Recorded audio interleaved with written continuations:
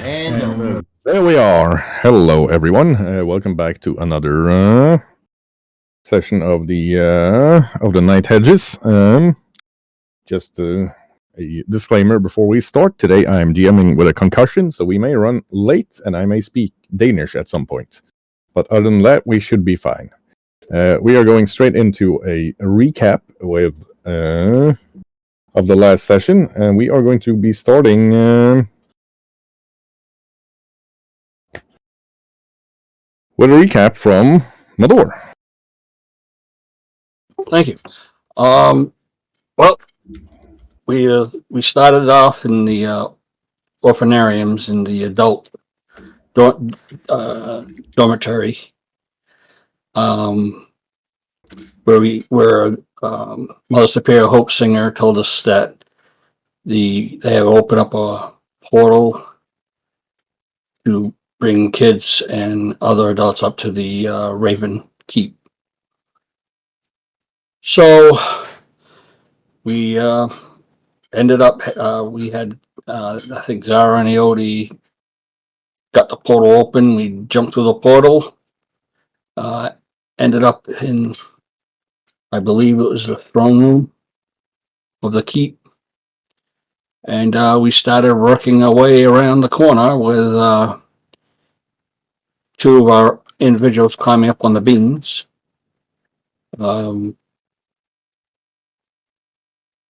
We ended up finding several undeads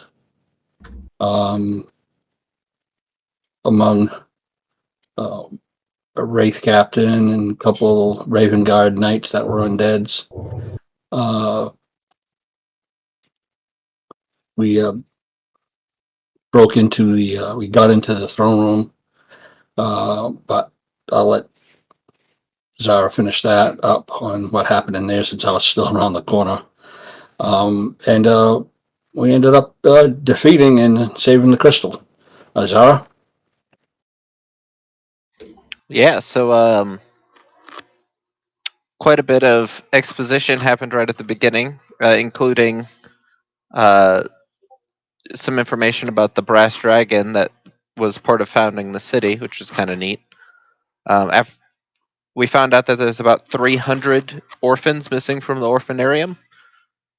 So we have to find those guys on the other side of the gate. We jumped through a portal into a hallway, immediately into a very scary fight. We had multiple people get within an inch of being very dead. There was one of those children of Ixtab in this castle again. It's like the second or third one we've seen so far. This one was trying to extinguish the ward stone that protects the city. It got about halfway through it before we managed to get her killed and dealt with, so we didn't, all die to a flood of evil and darkness and corpses. There's an interesting figure on a golden throne hurling delayed blast fireballs. She seemed real upset with us whenever she left. And yeah. Iero, you got anything? I don't think I have a lot to add to that. Honestly, it was a cool fight. We saw the lady on the golden throne dropping all kind of mayhem. It was pretty wild. And then I guess we're on some month of downtime or so. So yeah, I'll throw it to Ed Boy. I don't really have much to add either. Marisol? I was crushed to death. But I survived anyway. It was an epic fight, and we were all dead tired, so yeah, Magnus. Yep, not a lot to add from me. He was going to throw a heel at Marisol while she was up on the beam after the sonic concussion and squashed her, but it turned out to be unnecessary. Yeah, Golden Throne, big fight, explosion outside, lots of wreckage, city that needs rebuilding. I think we covered everything. Preacher? Yes. I want to add that we actually encountered the flesh golem from a couple of sessions past again, and he wished to know more about the pamphlet or letter I left him, which detailed the learnings of the Men of Clay.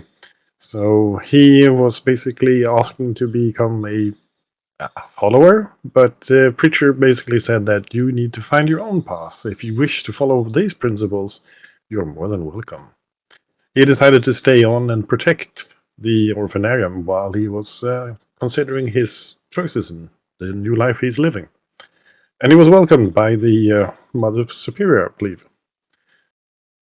We also left the devil with the payment that we had to do in order to get the refreshment, the devilish refreshment that we got that enabled us to do the fight last time. So she got her vial of blood, and probably the soul that was condemned to being tormented for her failures in killing the Mother Superior. Well, I'm not entirely sure what happened there, but we had a small scene where we looked upon it, and the traitor was dragged down into hell, basically. It was not the event I expected, but nonetheless pleasing. Other than that, I don't think I have much to add. Preacher left off in the last session, staring at this monolith of power. And the last time that happened, Preacher got a zap of old memories, so we'll see what happens next. Who's left? Estrella, I think. Yep.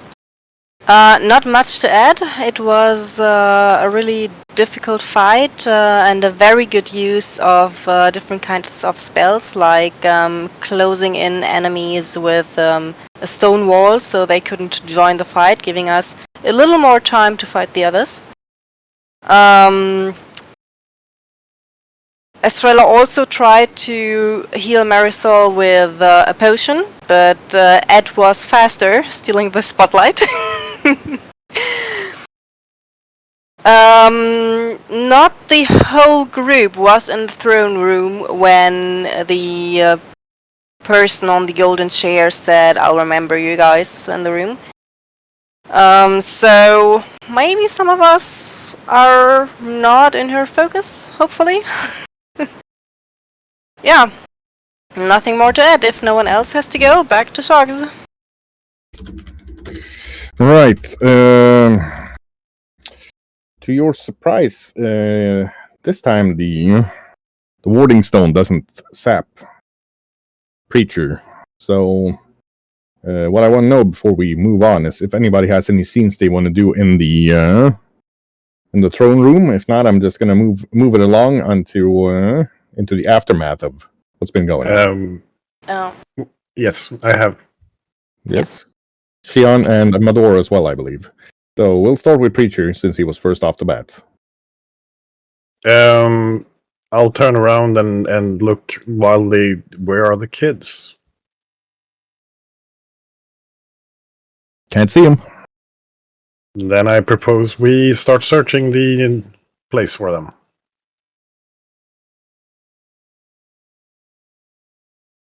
And Marisol just walks over to the nearest door and starts looking. Magnus joins in. Absolutely.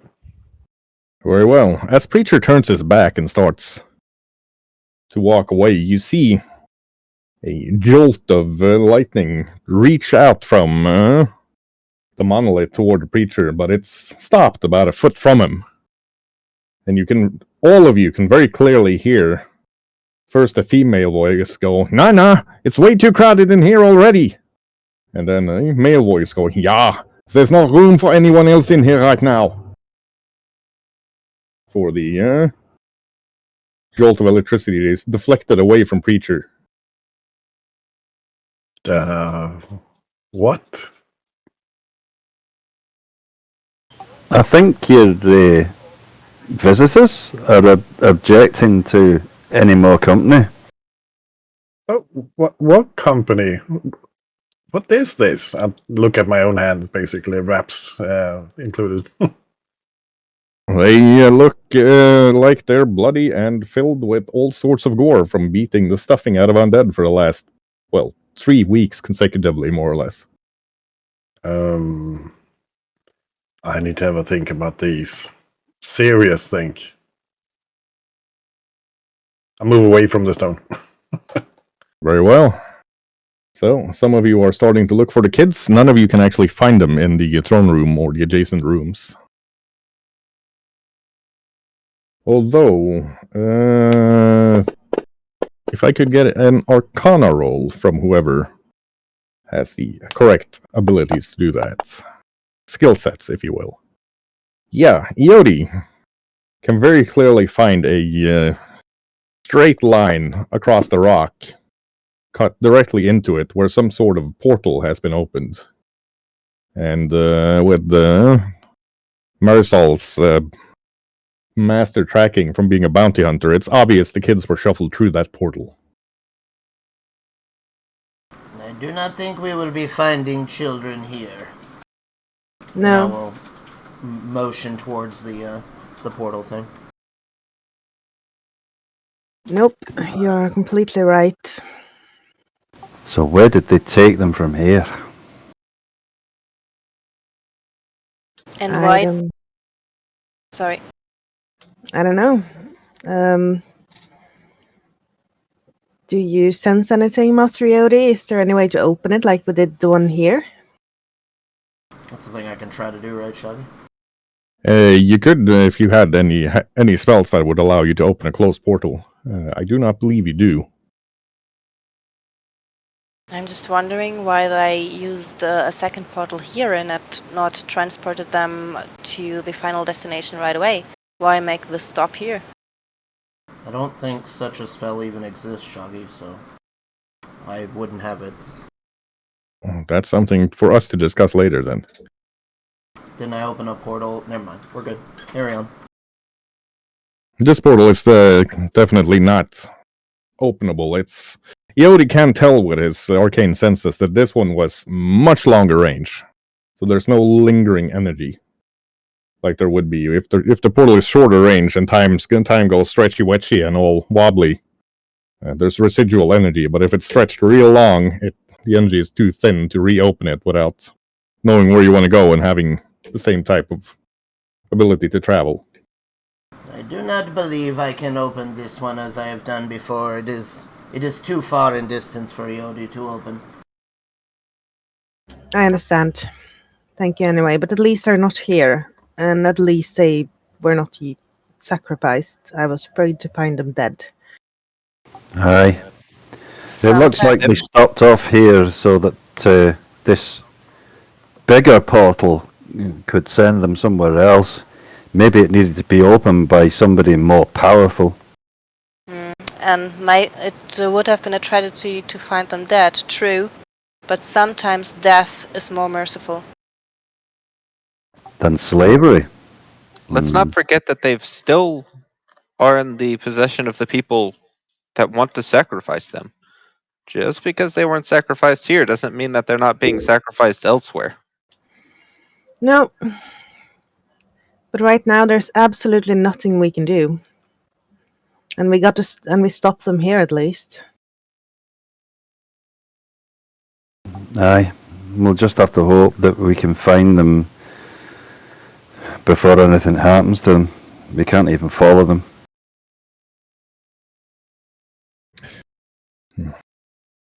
Very well.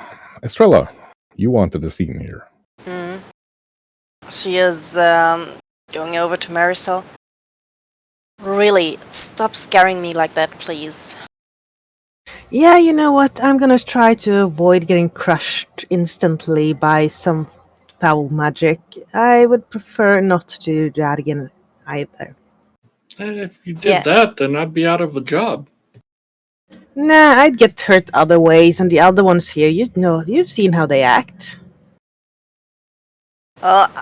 Our job here is dangerous. I mean, I've fallen unconscious myself, but please, if you do next time, do it somewhere where we can reach you more easily, okay? Look, if I'd be somewhere you could reach me more easily, Dave would be able to reach me more easily as well. I'm working on that. Preacher, you will help me with my training, right? Absolutely. Besides, lass, I can cast a healing spell for 30 feet. Yeah. Yeah, not when you're falling down yourself, Magnus. A technicality. Both of you, please, don't just try to avoid scaring me like that again, okay? You are the one that's most often scaring us, though. And we don't always know exactly where you are. As long as you can't find me, I'm pretty much alive. Because if you find me, I can't hide anymore. So And not always. I've rounded a corner and found you dying. More than once. You have? Yes. No, don't remember that. Mm-mm. See, if you need something, I have this. And then out of her sleeve pops out the broom of flying. With this one, you could get anywhere. No, I'm not sure. It's better you keep it. I just want you to be able to get out of situations like this quickly. I would be more reassured if I know you can get up there. Fair enough. I don't need flying. I can jump or get thrown by our monk. Yeah, well, I'll try not to be crushed next time. It was a horrifying experience. It felt like everything within me collapsed. And I couldn't breathe. And my eyes were popping and my head were pounding and it still hurts like balls. Yeah, I believe that. But you're here. You're alive. And she hugs her. She hugs her back. I put a reassuring arm around Marisol, hand her a flask, finish this. So I used to Thanks. get tell when she forgot she was a human, and she's trying to be a dwarf. It worked for her there. Is that dwarven brandy, Maddo? Nope. Nothing to do with dwarves at all. Yeah, whatever. Some strong spirits. That'll help restore you. I'm taking a swig. Toss a flask to Estrella. I think you need one of these too. Yep. Thank you, Mador. Anyone want some? Aye, I'll take a shot. I need it after the fright of seeing the pair of you. Handing it off over. And Magnus just takes a quick chug. Pauses. Interesting taste. Here you go. Hands it back. Thanks. Continues drinking, goes over to a corner, sits down. Right. Mador, I believe you wanted a scene as well. That was it. That was it. Okay. In that case, I'm going to move us along ever so slightly. Your party has been basically fighting several times per day now for at least 3 consecutive weeks. So now that things have died down, seems to be mostly rescue and rebuilding efforts going on. You start to feel how bone tired you actually are, and having saved the city, there's really only 2 important things in your minds right now. One is getting a shawarma, and the other is finding an inn and getting some sleep. Leaving the castle, you notice that the whatever spell the lady on the throne cast has actually blown about a 60-foot diameter hole in Ravensbridge itself, where you can see a long ass drop down into the swamp. However, that's a problem for another day for most of you, being exhausted and hungry. So you find your way back to the only inn you know the way to through the rubble, which is the Rusty Kettle Inn, where they ready up 2 of the VIP lounges on the 3rd floor for you. It's one lounge on each half of the side of the inn with a sitting room in the middle. It's got it's got pretty much everything you need, even your own personal bath.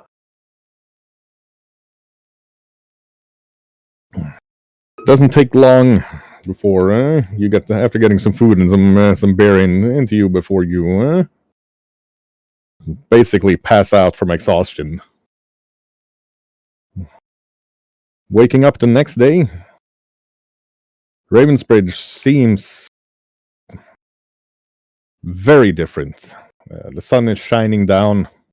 It is rainy and sunny at the same time. You can see the sunlight filter in past the drapes in front of the windows. You can hear the rain pattering.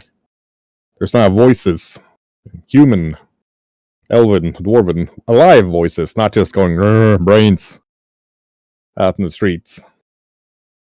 And although you all ache and are feeling sore after the last 3 weeks of consecutive fighting, you feel rested. And there's no oppressive sense of zombies spilling out of the closet to attack you that you realize you've been living with for the last couple of weeks.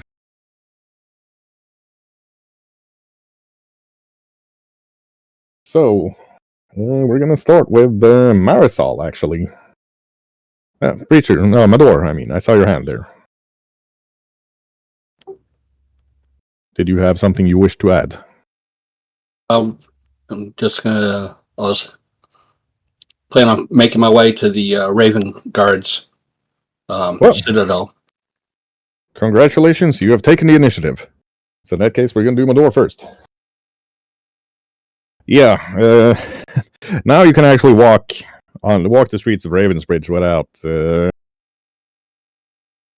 without being assailed by undead every way you go. When you come down into the common room, there's a chair.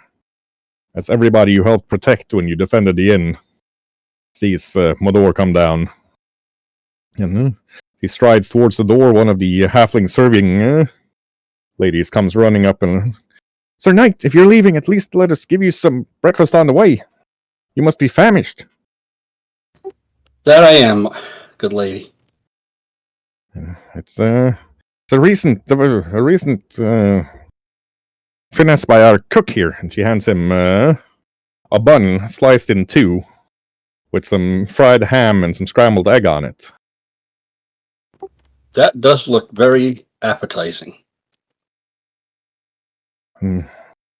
We took the liberty of cleaning and polishing what gear you all had left in the common room. I believe this is your canteen. She hands Mador's canteen to him. Okay, thank you. If anybody from the rest of the group come down, let them know I'm heading to the Raven Guards Citadel and report into the Grand Master. And if you could give Marisol this letter too at the same time. That would be Captain Barlow. Yes, I can do that. Yes, I'm sorry, Captain Barlow. Yes, I would appreciate that. Well, I'll do that. I'll take a bite of the sandwich and roll my eyes like, boy, this is really good. It is delicious. Seems like they've got some sort of spicy mayo on there as well. It's not something you've ever been served in Ravensbridge, but it's very tasty. Walking out into the street, there's soldiers and pages and a lot of the people from the army you didn't really see, the support personnel, smiths and all sorts of workers. And logistical soldiers and that sort of thing running around now. The sun feels fantastic on Mador's face, and so does the clean rain. Although the joy of it is somewhat dampened by seeing carts of bodies being hauled down towards the gates in the cemetery outside of the city. But Ravensbridge, no matter how wounded, still lives and breathes. Takes about 3 times as long to get to the keep as you would have expected. There's barricades up everywhere being dismantled, and in some places, huge mishap and lumps of flesh look like they've been barricades made out of undead flesh or being burned or otherwise destroyed by priests and mages. Am I getting any different looks from the armor I'm wearing? Not from most of the soldiers around, no. To them, you're probably just another knight, unless they've actually studied the heraldry. It's almost impossible for a commoner to know one knight from another unless they're from a major order. But as you move up towards the Raven Guard Keep, you can see the barricades and the defenses are getting thicker and thicker until it almost feels like you're walking through an improvised fortress with like 30-foot high barricades with actual towers on top and ballista. And the Raven Guard obviously put up a bit of a fight here. There's now young Raven Guard pages and squires running around mostly, and their own civilian support staff. As you move up towards the keep itself, you see a young Raven Guard you've never seen. A half-elf of some sort. Sort of chestnut brown face and rugged features, probably half wood elf. Who's standing in chainmail with the Raven Guard with predominantly white and black, showing that he's a squire. He gets up and salutes. Sir Mador, I heard you were in the city. The Grand Master wishes to see you. I actually came here to see the Grandmaster. Thank you. Please, I'll summon a page. And he turns and blows a whistle. Doesn't take long before a maybe 12-year-old boy. You can see his fists are, his hands are bandaged. He's got a bandage over one eye. Nasty scar over his face, and he moves a lot more like a seasoned veteran than any 12-year-old boy should. Comes up and gives Mador a stiff salute. So Mador, if you will follow me, please. I will follow the young child to me. You're led into the courtyard. You can see tables are being set up, maps are being rolled out. There's pretty much every officer of the Raven Guard is with one cluster of people or another, set up far enough away from each other that they don't disturb each other's work, but can still easily communicate. In the middle of this chaos, you see the Grand Master inside a circle of tables with people running to and fro constantly. Although he sees you, he looks up and points over to a bench in the sun where there's still a spot of grass that's not dead. Walks over there, grabs 2 mugs of ale, heading over. Passes one to you. I'll bow to the Grandmaster and thank him. You can see he looks haggard. He probably hasn't slept in, well, it's difficult to say how long, but back is still ramrod straight. He moves with a purpose, but slower, not wasting any energy. As he sits down and lights a pipe. I probably feel the same way too. Yeah, you're not much better. 3 weeks of several battles per day. It's taken a toll. So he lights a pipe and then offers his pouch of tobacco to you. I'm sorry, Sir Mador, I never asked. Do you smoke? Never have. But thank you for the offer. Well, I have several things I need to discuss with you, but I assume you came here for a reason, so let's take your questions and suggestions first. Well, I found out more of my past from Mother Superior Hope Singer. And it seems like this armor I'm wearing was my dad's. I have no idea what order it is, and I don't know if I should be wearing it being part of the Raven Guard. So our discussion still pertains to each other, interesting enough. I was visited this morning, barely after sunlight, by Mother Superior Hope Singer. She's here, in fact, inside the castle. I'll summon her once it's time. But Yes, because I have to talk to her myself about something that needs to be done. what I can say, what she's told me, is that you are Obviously of noble birth. A bastard, yes, but of noble birth and the last of your house. Not only the last of your house, but the only knight of your order as well. And the rest of them, 2.5 years ago, were destroyed when the Grand Duchy of Aubereau was overrun by demons. Their keep fell. They were, all of them, as far as we know, were slain, but according to the documents the Mother Superior provided, you were inducted into the knighthood by your uncle at the birth.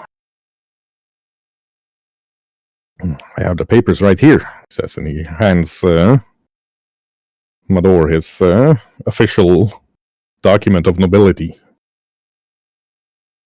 Is there a name on the document that will be my mother by chance?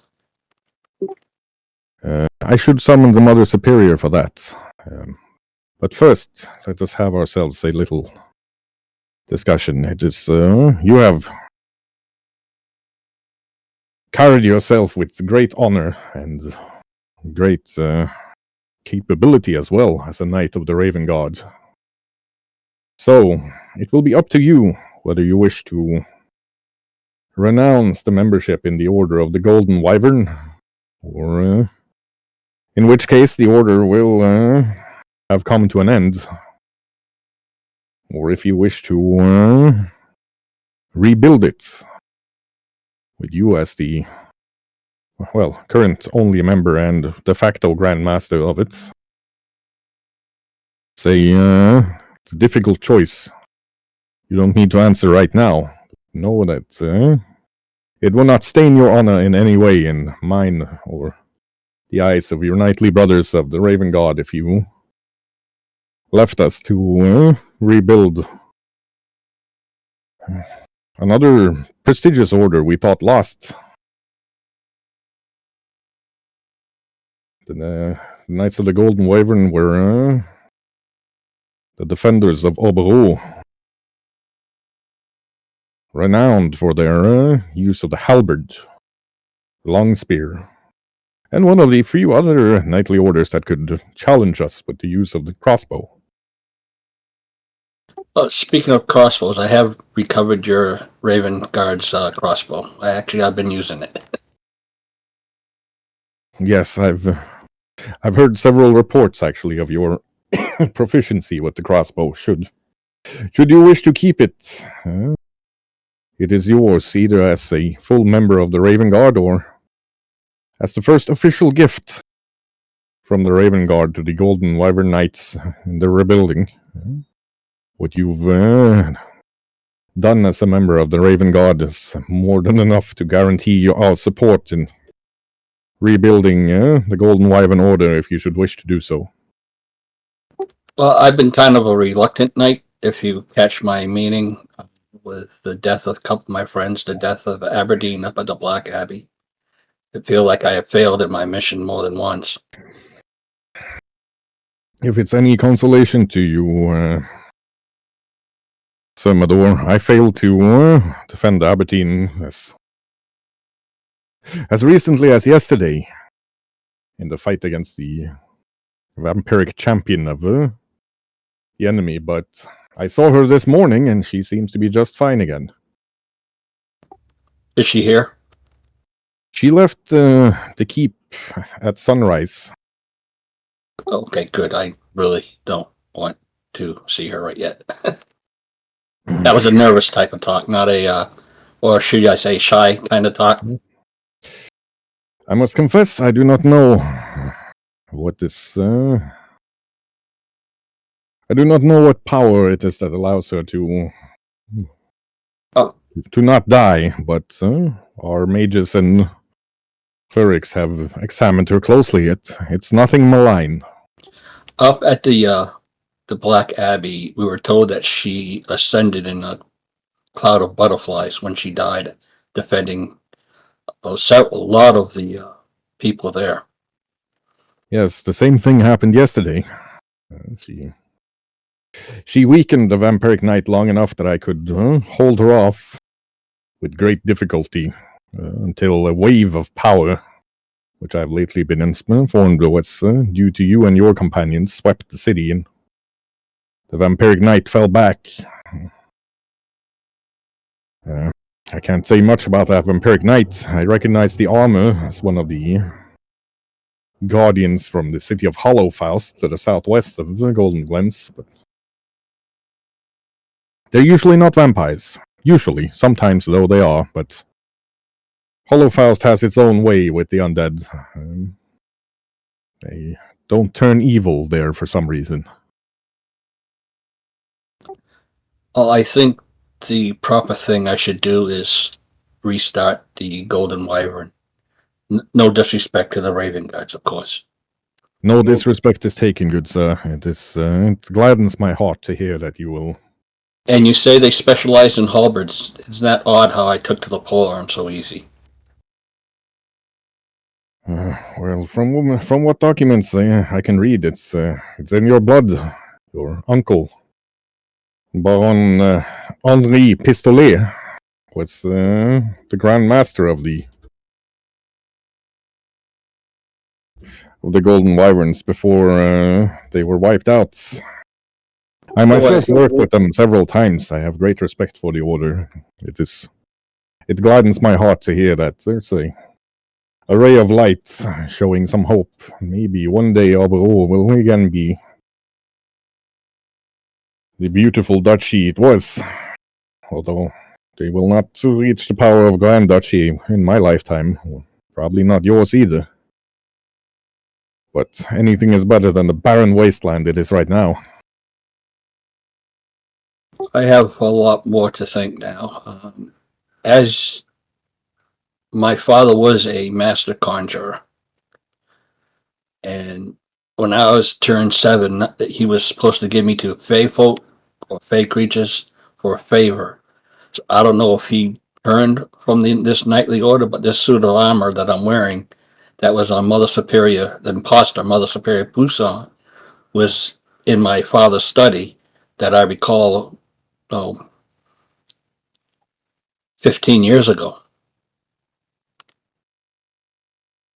Well, I believe, sir, that Mother Superior Hopesinger, and he looks over the courtyard and beckons her over. Has some answers for you in that regard as well. I would stay and hear your story if you would allow me to. Yes, I will leave please. if you wish privacy.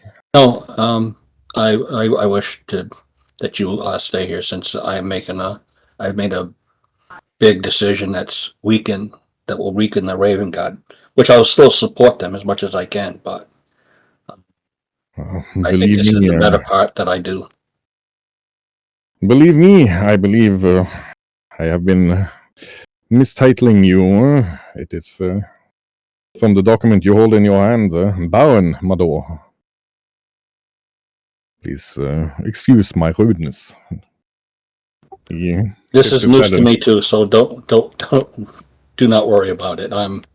My mind is really going a mile a minute right now, so I don't know. I really have to do some thinking. The Mother Superior comes up. She looks at the Grand Master and he gives her a little nod. Like, yes, Baron Mador. I've been looking into the documents. You can see she's kind of jittery, and she's got, being a halfling, she's got about an ogre-sized mug of hex espresso in her hand. Mother Superior, please, just relax. This is a lot to intake right now. I was going to see you to have you dispel magic on me, to be honest with you, because I thought I might have been conjured up like all the other friends and tutors and nannies that my father did when I was growing up in the mansion. But with a birth certificate, it's proof that I was not conjured. Indeed, you were not, but it's obvious from the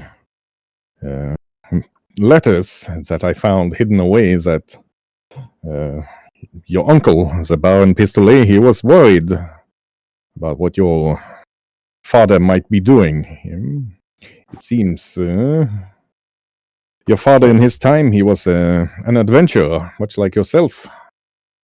And at one point, he and your mother, they were the lone survivors of an expedition into the Valley of Gnashing Teeth. After that, the letters from your uncle describe him as becoming more paranoid and, well, the word unhinged is used several times. Refusing to have any close connection to anybody, he did not just conjure up himself for fear of loss, I believe. So your uncle, he inducted you into the Order of Knights at your birth to make certain that you would have the protection of the Golden Wyverns. It seems though that at some point this cult of Ixtab must have gotten involved with not with your father. I believe he was a very staunch enemy of the undead, but I believe Sina, if that was her true name, managed to inveigle herself with him. And Mother Superior Pusan you're talking about? indeed, she kept your birthright from both you and me. Seems to have been in her interest that you did not get to come into your full power. Let's see. Well, she was obviously not successful. You seem to have come into your full power anyway, and we'll see. We see where that got her. But you were supposed, according to this letter, to be trained by a hedge knight, a former adventurer that had left this party of your father's adventuring friends before they went into the Valley of Gnashing Teeth and got, massacred. A lady by the name of Inazel Oloren. A midnight elf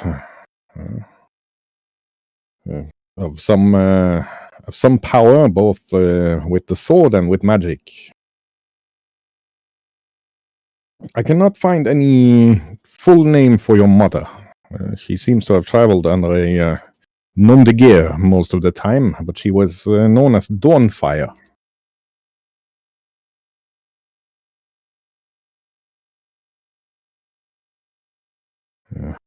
Her exact whereabouts right now, I do not know, but according to... I've been communicating with the temples of Anko and Kwan, and she is not registered as buried anywhere, being a midnight elf herself. It's fair to assume that she is alive somewhere. This has come up with a lot of answers that I've had going through my mind recently. More and more. I do definitely have to do a lot of thinking. Yeah, the Grandmaster looks at you like, yeah, I had our own agents have a look at this inner cell.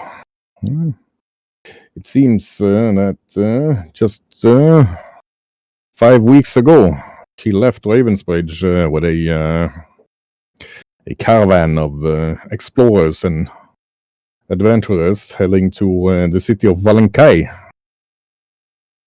south of La Maison de Chance. How long ago was this? It would have been 2 weeks before the siege started. So I had already left the city. You would have been in the city at the same time, not knowing about each other, but she has left for Valenkai. It is in the ruined Duchy of Oberu to the east. Why she left for Valenkai, I do not know, but it is the old headquarters of the Knights of the Golden Wyvern. What little I've heard from those speaking to her, she seems to have heard some rumors that an old debt needed to be paid, and she was heading to Valenkai to uncover something.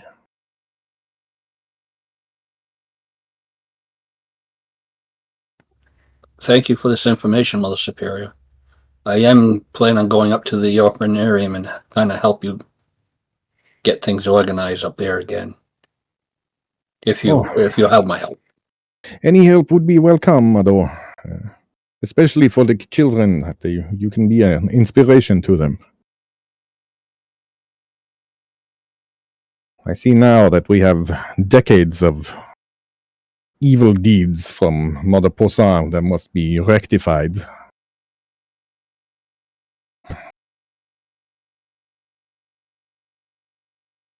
I'm just kind of wandering off right now. I'm listening, but my mind isn't listening. If you catch Medor's meeting. Yeah, she comes up and takes Medor's hand, like. But for now, maybe we should go up to the orphanarium so I can make you some oatmeal biscuits and some tea while we discuss something lighter for a little while. Yeah, the Grandmaster is finished for me. I'll be delighted to head up to the orphanarium with you. Yeah, he just nods his head and like, well, Baron, from one Grandmaster to another, you can come at your leisure to visit. I'll give him a good, strong shake of his hand and thank him for helping me out. If it is not too presumptuous of me, I will send a raven to Croc the Chevalier to inform the king that the Order of the Golden Wyvern is not entirely destroyed and that you will be rebuilding. Please do. You can see him nod up towards where the pigeons are held on the roof, and one is just let go by one of the squires.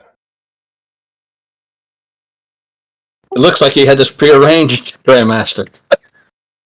Well, I know a man of strong character when I meet one.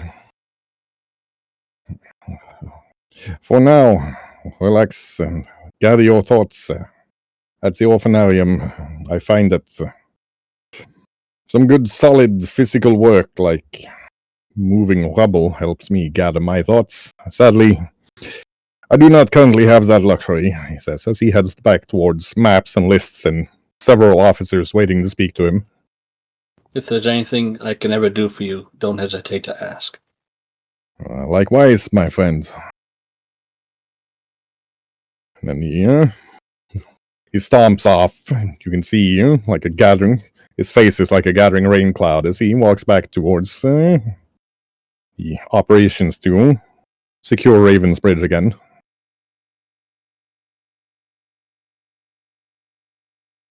And on that note, I believe we'll go over to Marisol.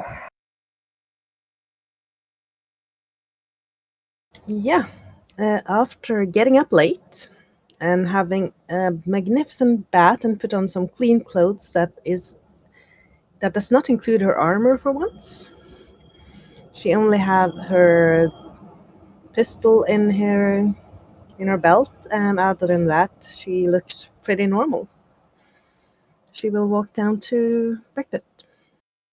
Yeah, as she's heading towards the door, one of the serving maids opens it and with a huge tray of what smells like strong tea and freshly baked buns with what looks like ham and scrambled eggs in between them.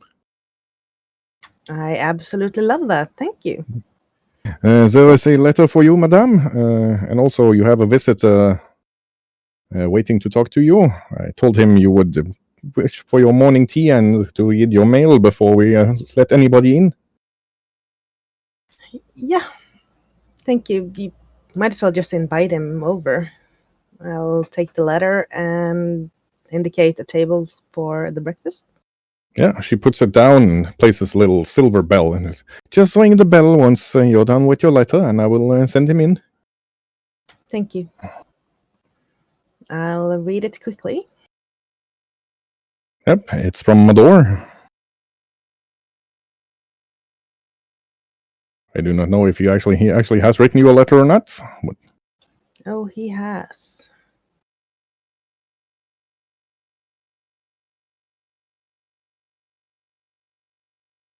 She's reading it and shaking her head.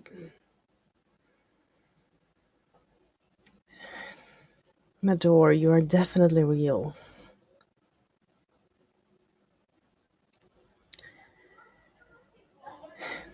Well, I'll go find you later. And then I just fold it together, put it under my tray, and ring the bell. yeah. The bell is rung, and Walter, now wearing a long red and black embroidered coat with a deep green shirt and a blue vest, enters. Gives you a huge smile. Ah, it is good to see you've survived. Likewise. Yeah. Hurries over and gives Marisol a deep kiss.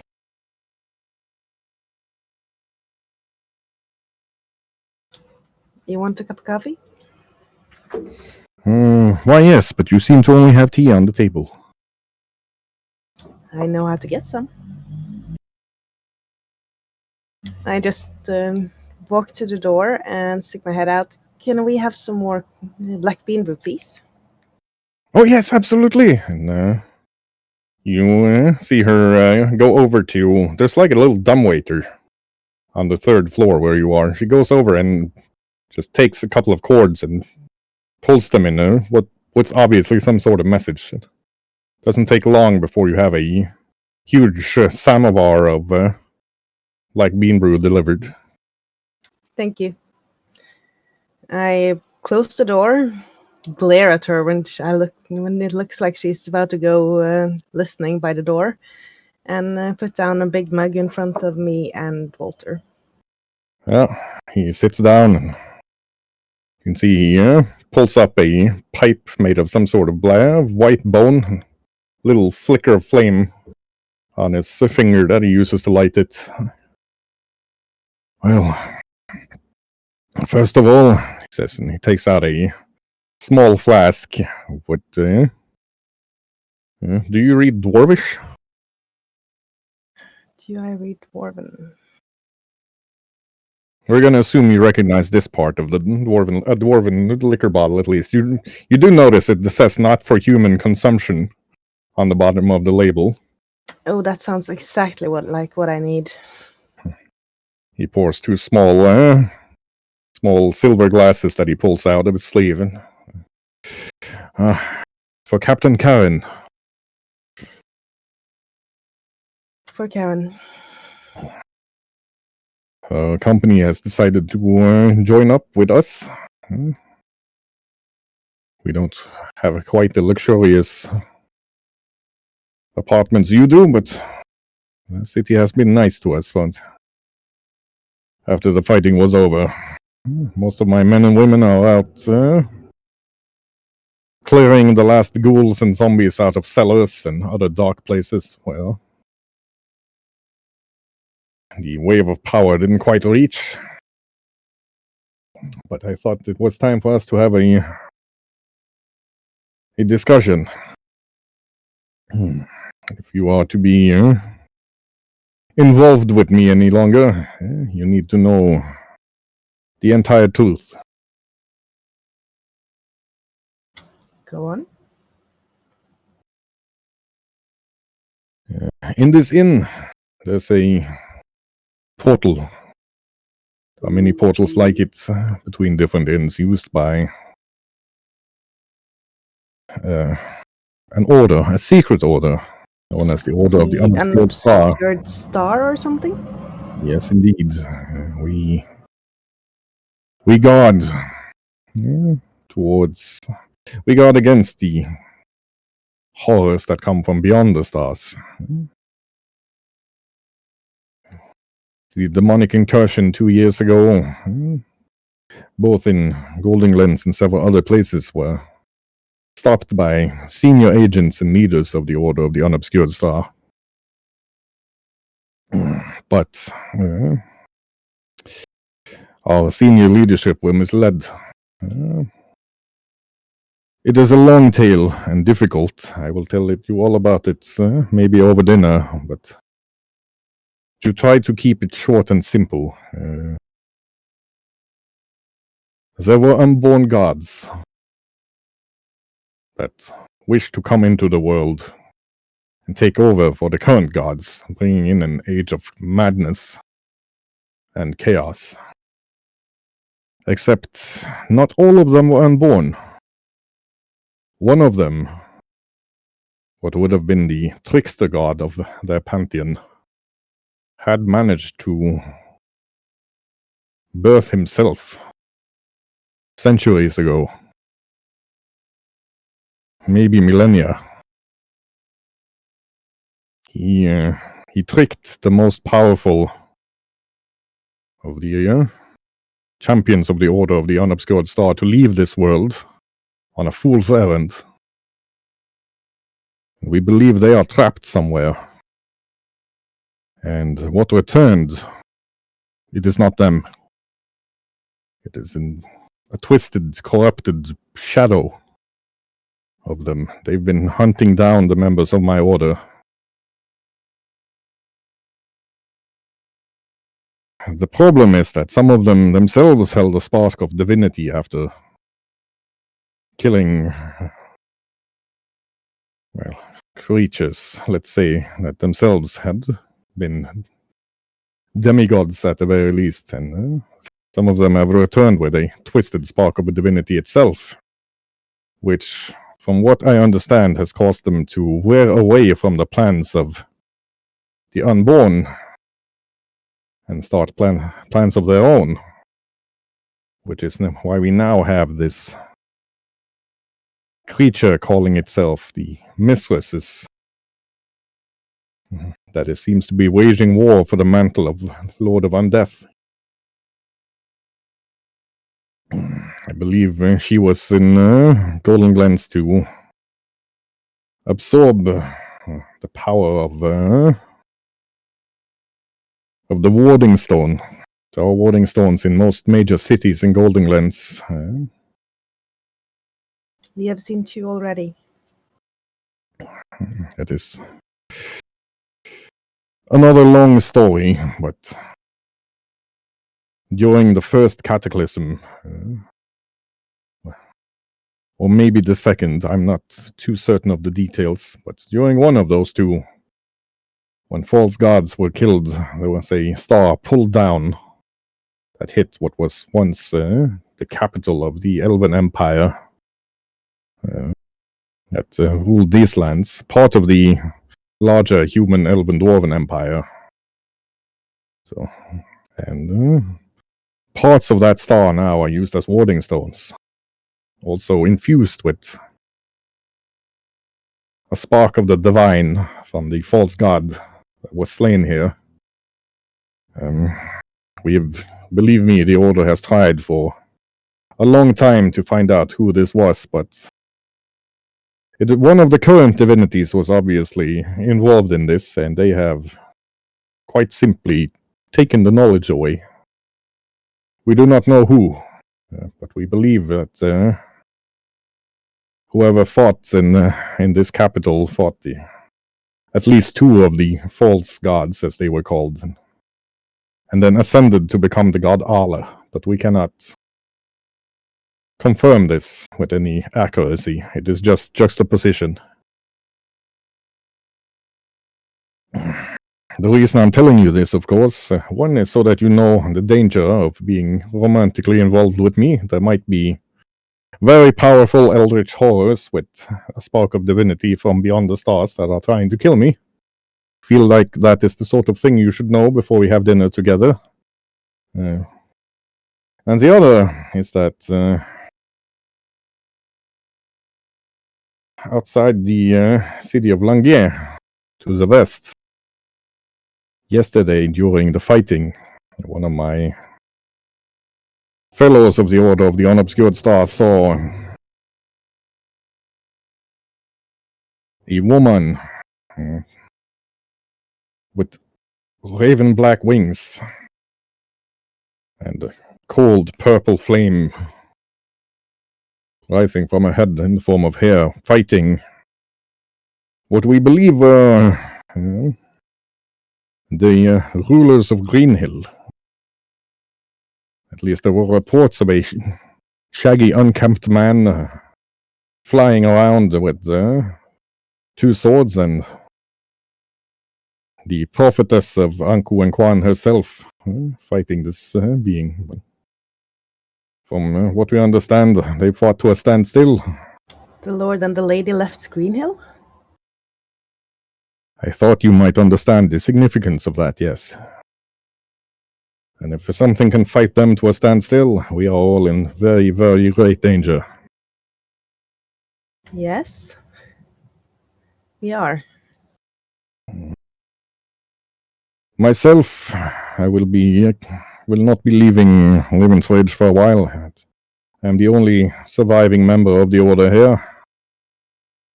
I must tend to this inn and secure Ravenswage from any more attacks, so that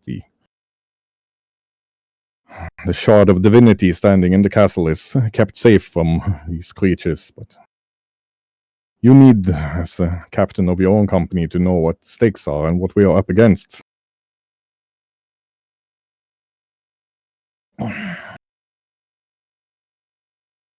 Also, I brought you a present, he says, and he pulls out a pistol belt. Oh, thank you. There's a deck of cards in a holster next to the holster where you would put a pistol. A gambler's belt?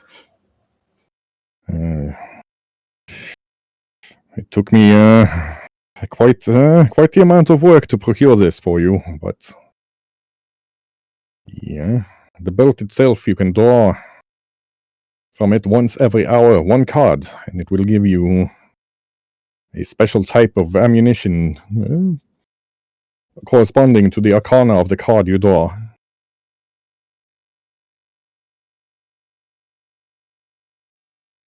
That's amazing. Thank you. Well, it is the least I can do. You've saved our lives on several occasions, and well, me and Karen were quite angry at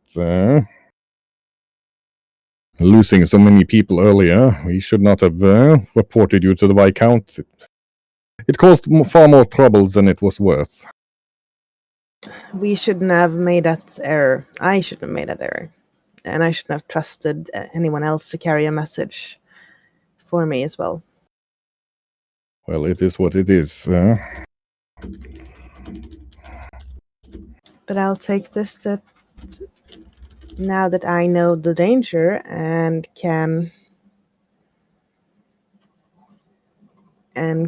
choose for myself, that you would like to continue whatever this is. Well, yes. I must say you are very formidable and rather beautiful as well. I would be a dolt, maybe even an imbecile, to say no to being able to eat dinner with you in a romantic fashion. That sounds like a plan then. Shall we say this evening then? I believe you'll probably have much to do with dealing with your own mercenaries. They seem to be of the willful type. They are. But still.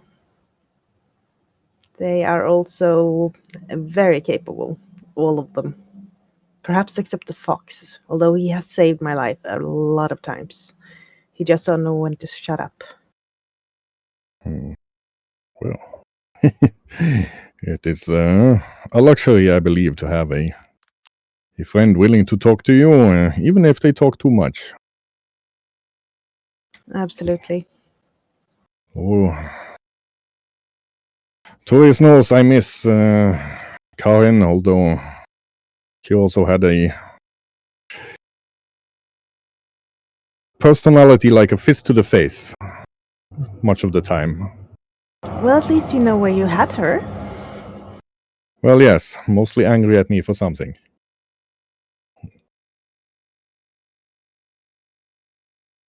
Well, shall we at least enjoy this breakfast while... While it's still warm. Indeed, it is a quaint thing. Ham and egg together. I would never have thought of it. It's actually quite nice. Yes, it is surprisingly good. I feel like it's missing something, though. Maybe I'll ask to have it with beans next time. That could work. All right. On that note, we'll move over to Estrella.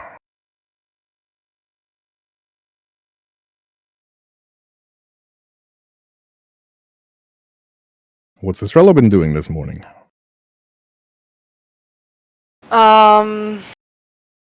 Sleeping in a little bit, finally able to rest. And after that, she will have gone out to help a little bit with the survivors, and she is looking if there are already some merchants open again, because she finally wants to get some of the items that she's looking for, just of appearance. Definitely no merchants open. Yeah, thought so. So she will probably be just around helping with the survivors and cleaning up the rubble. Yeah. But she is staying closer to Magnus. Right. Well, the city guard needed her help to get onto the 4th floor of a tenement building that's almost ready to fall. She's the only one lithe and nimble enough to get up there. And she walks into on pretty unstable ceiling beams. The attic of this building. She can see Bruno sitting on a chair, going like, "Oh no, help me!"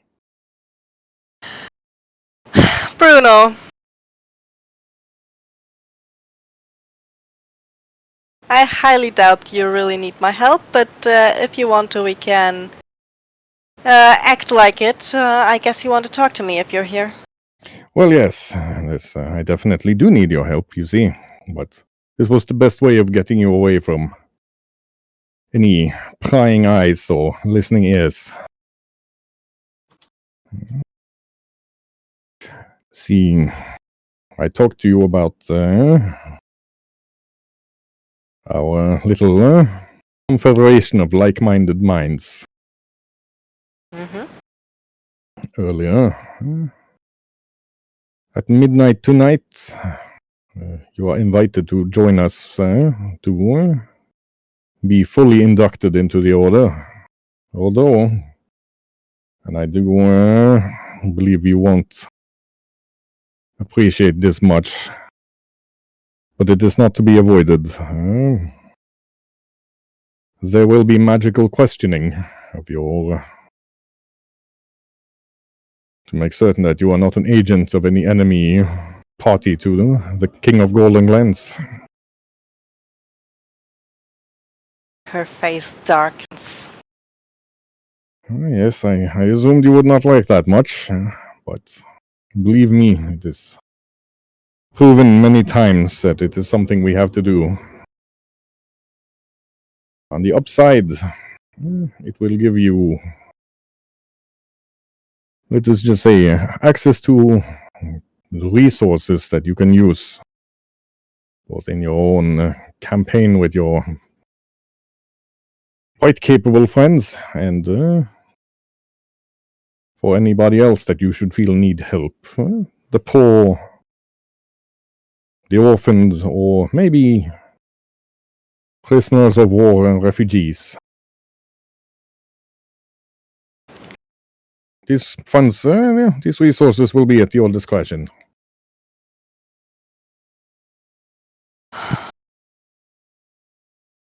I guess the advantages are definitely bigger than the disadvantages of this questioning. I don't like it, but I will do it. Believe me, very few like magical questioning. I am not a fan of it at all. But it is what needs to be done. You will be given the full access to, as a fully accepted member of the talents of the king. You will, of course, be expected to work to the best of the King of Golden Glens. The realm, if you will. And believe me, I am noticing cracks in the unity of the nobles. We may see a civil war coming in addition to being assailed by the undead. And from what we've gathered, this was the opening blows of a conflict that will go for quite a bit longer. I have not been long in these lands, but from what I've seen, it is like 1,000 times better than where I come from. And I do not want to see this land fall into the same or a similar state. So I will help you to the best of my abilities. I appreciate hearing that. From what I understand of this 3.01, I believe we can now safely call her a demigod that is waging war on the realm. She would not be a kinder ruler than the tyrants of Thebes, who are, as you know, also immortal. Very few are the villains in their own story. The tyrants of Thebes claim to be giving stability and wealth to those who deserve it. I do not think this three-faced mistress would make for a much kinder ruler. The little notes I've read from her religious scripture speak of tranquility and peace through undeath. Vampires and humans walking the streets together. Zombies working the fields instead of living people. But who decides when you become a zombie?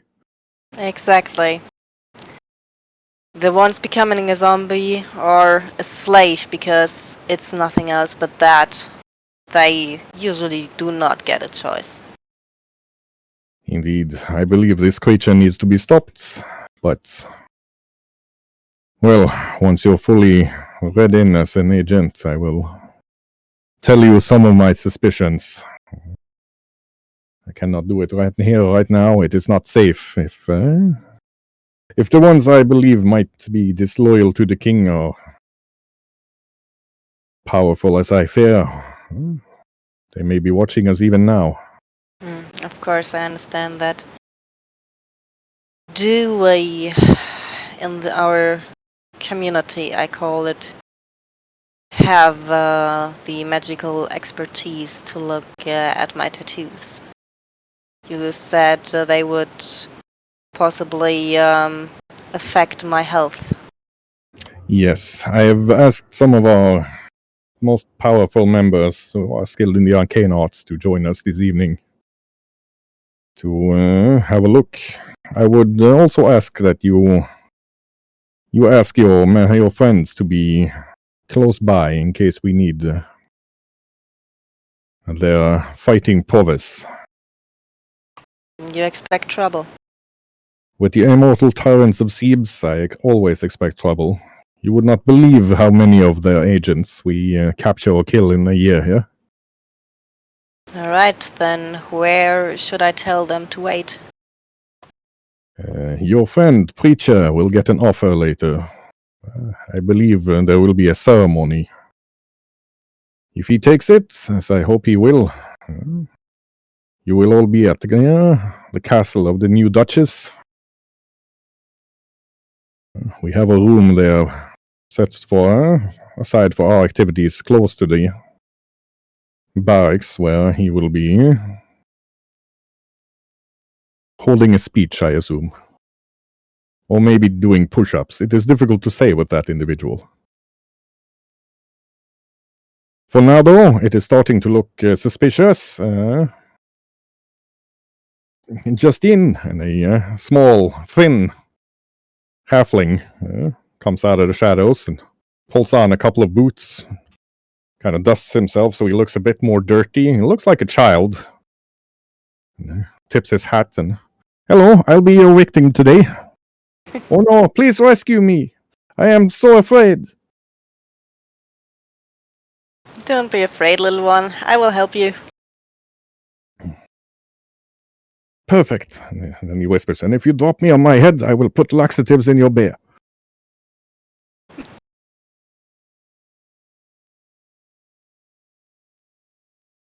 Don't you worry. But if you have some of those, He just gives her a little wink.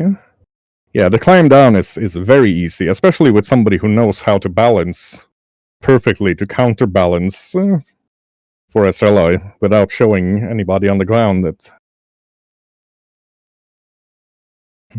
he's doing it. As you hit the ground, "This beautiful lady, she has saved my life." And he jumps up, kisses her smack on the lips before he runs off towards two people standing on the corner like, "Mother, father, I have been rescued." Estrella is just standing there for like 1 or 2 seconds, stupefied. Happy to help! As she's standing there, stupefied, one of the Ravensbridge city guard sergeants walks up. Like, "Hello, Captain." Captain, is that common knowledge now? "Well, not unless you've served with her," he says, and takes off his helmet. And it's one of the old sergeants from your company, Ibrahim.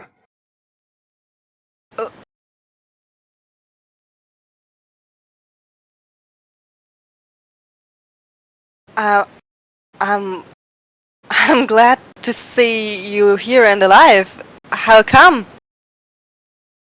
I was lucky. I was a gentleman with a spear rolled me down, stabbed me through the side, kicked me in the face, so I fell in a river. And he kind of nods its head meaningfully over towards Magnus. But I was pulled ashore by fishermen, brought to Ravensbridge for medical treatment. I must have ditched my armor at some point, even though I was delirious from blood loss, because they did not know where I was from. And Ravensbridge, she needed guards. I know how to use a spear, especially one actually finely made like this that won't fall apart like the crap that I was issued when we fought together. And here I am, having made sergeant. It seems these people from Golden Glens, they only work 12-hour shifts. There's a bed to sleep in. You get fed 3 meals a day, and you can buy food if you want to because you get paid. This is easy. I know, it's paradise, isn't it? It is. I have never been so comfortable in my life. But I am worried. My old squad, I managed to get them released from the cells. They swore fealty to the local lord here. Started working as merchant caravans. No, not caravans. Caravan guards. Yes, the caravan is the one with the wheels and things. Yes. But just before the trouble started, they left. I didn't think much of it then, but the shipment they were guarding, it was strange. Coffins. Many of them. They were taking it to a temple, I believe. The Grand Temple de la Moses or something like that. Do you know where that temple is supposed to be, and how big were these coffins? Like adult or child-sized?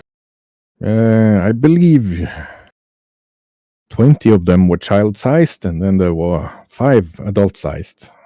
Very strange thing to transport anywhere, and they were nailed shut properly. And they hired a lot of caravan guards. I think they hired my entire old squad plus 20 more people to go to a temple to the southeast. I believe it's in the neighboring. I do not know what they call it with the lords here, but it would be the neighboring tyrant's domain if we were in Thebes. Why would you hire that many caravan guards for coffins? What bandits steal coffins?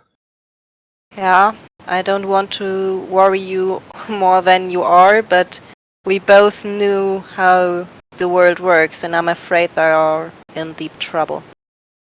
That is what I fear as well. It was lucky that I saw you here now. I know you are a capable warrior, Captain. Maybe you know somebody who can get them a warning or help out in some way. I will definitely speak with my group and see if we can send them a message somehow, or if we are going to set out ourselves.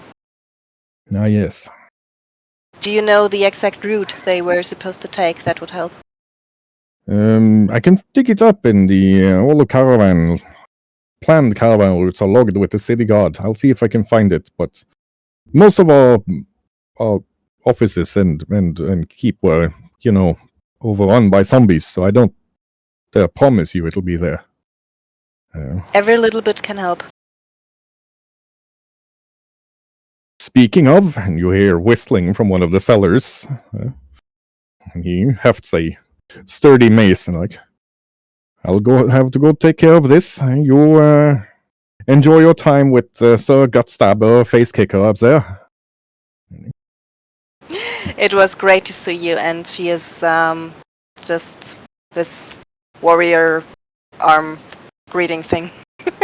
Yep, he greets her back, and as he stalks off, you can hear him mumbling it's a zombie. How hard is it to kill? Why do you need me for this? And on that note, we'll go over to Magnus. As Estrella turns, she sees him talking to a very voluptuous woman,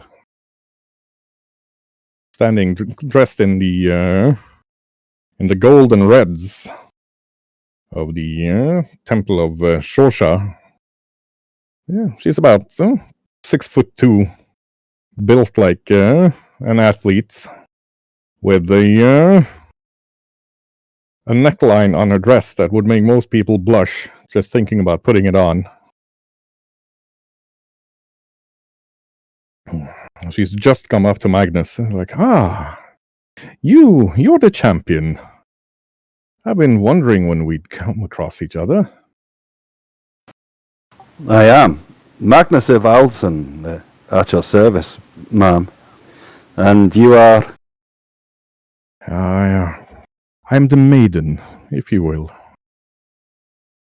You know, when you reach a certain position in the Temple of Zorsha, names, they become so cumbersome? Yes, indeed. I'll be looking forward to seeing you in my bedchambers this evening, fulfilling your duty as a champion of Zorsha. Aye, I'd be most happy to entertain the maiden. Absolutely. Do not be late. She hands him a key with a room number and you see the name of the inn is the Satyr's Hairy Donkey. Interesting name. And he slips the key into his pouch. I have need of the maiden's services as a priestess of Sorsha. I have been carrying around a considerable weight of grief, and it's time for me to put it down. Oh, believe me, there will be much servicing done, he says as she gives him a kiss with a surprising amount of tongue and sachets off down the streets. Magnus just pats his mouth quietly and says, I do love being a member of the ladies' would I put it? Priesthood. We'll call it that.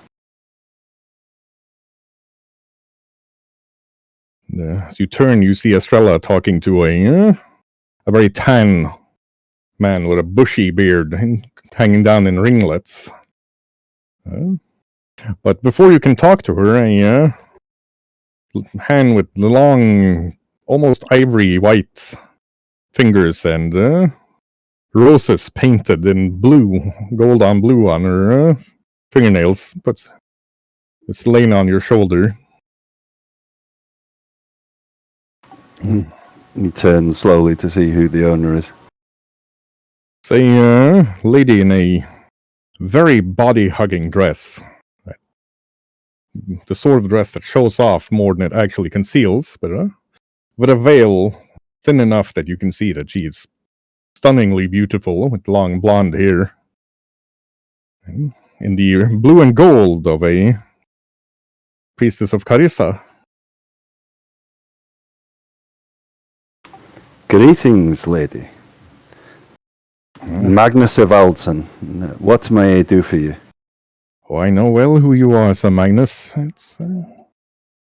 I'm sorely disappointed that you haven't visited me yet.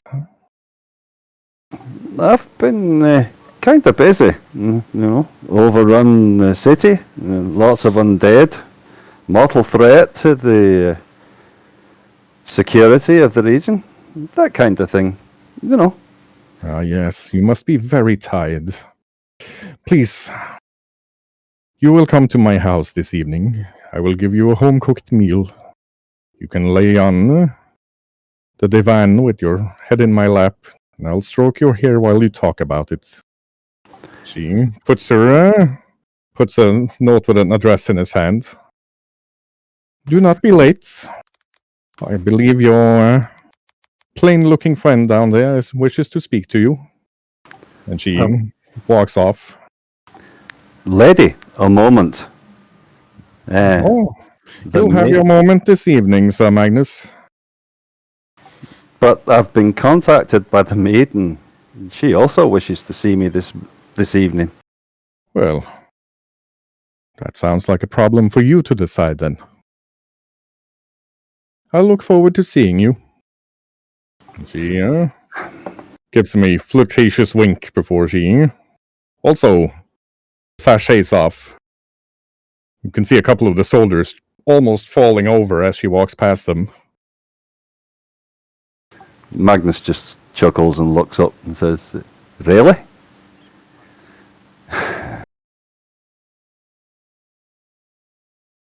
Oh well.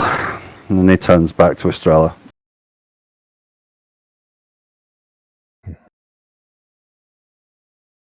Estrella is watching him with her arms crossed.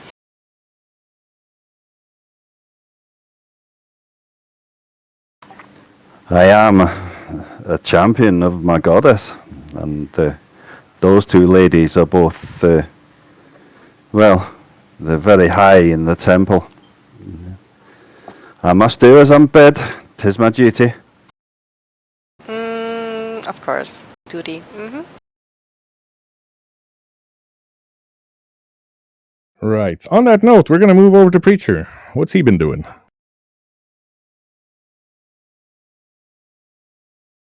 Well, Preacher has been, the first thing he does is basically get up and go out of the inn in order to help with securing the city.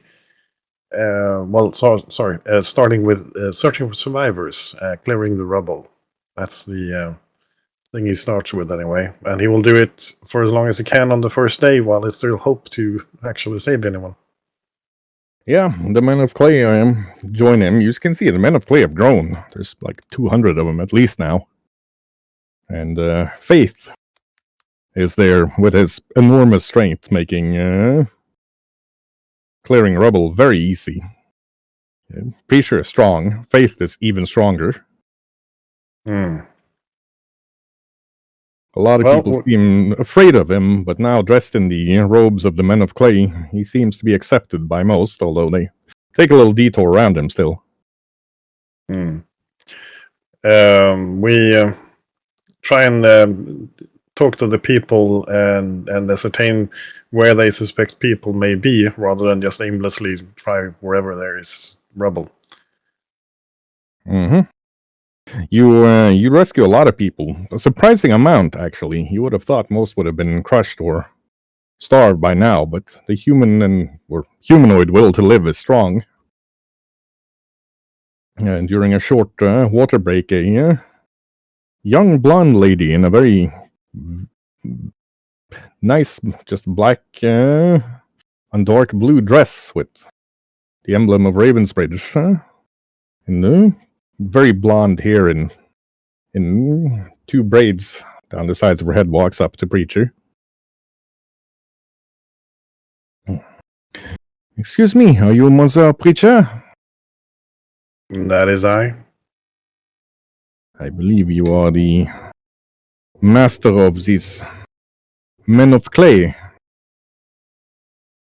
Not a word I would choose, but they have chosen to follow the same structures I have laid down, so master will suffice. Well, Master Preacher, I am Giselle of Ravensbridge. You do not know me, but you rescued my life yesterday from the terrors that were attacking the keep. Were you in the keep itself? Well, it is my home, so my last few bodyguards were holding a door when the wave swept past and destroyed the undead. You can see here she's working very hard to keep the grief off her face. Alas, my father and the Marquis and my mother did not survive. Neither did our household knights. I hope they will be remembered in prayers and know that their sacrifice will not be forgotten. Let it strengthen your spirit and let you grow from their sacrifices. They will, but I have come to you with a request, an offer, and a proposition, and they are all the same thing. Speak on. The common folk, they speak very highly of your men of clay. We already have one knightly order in Ravensbridge, and the Raven Guard, while fighting valiantly to defend their quarter of the city, they were not able to push out and defend the city proper as such. I believe, from a military perspective, it is time to think of a different type of force for Ravensbridge. One more mobile, flexible. As such, I would wish to donate the garrison barracks at the keep itself to your men of clay as your first official holding in Golding Glens. Of course, you will not pay anything. You will be provisioned, but your men of clay will be expected to defend, well, myself and my family, as well as the city of Ravensbridge. What would be the assignment otherwise, beyond guards of the keep and the city?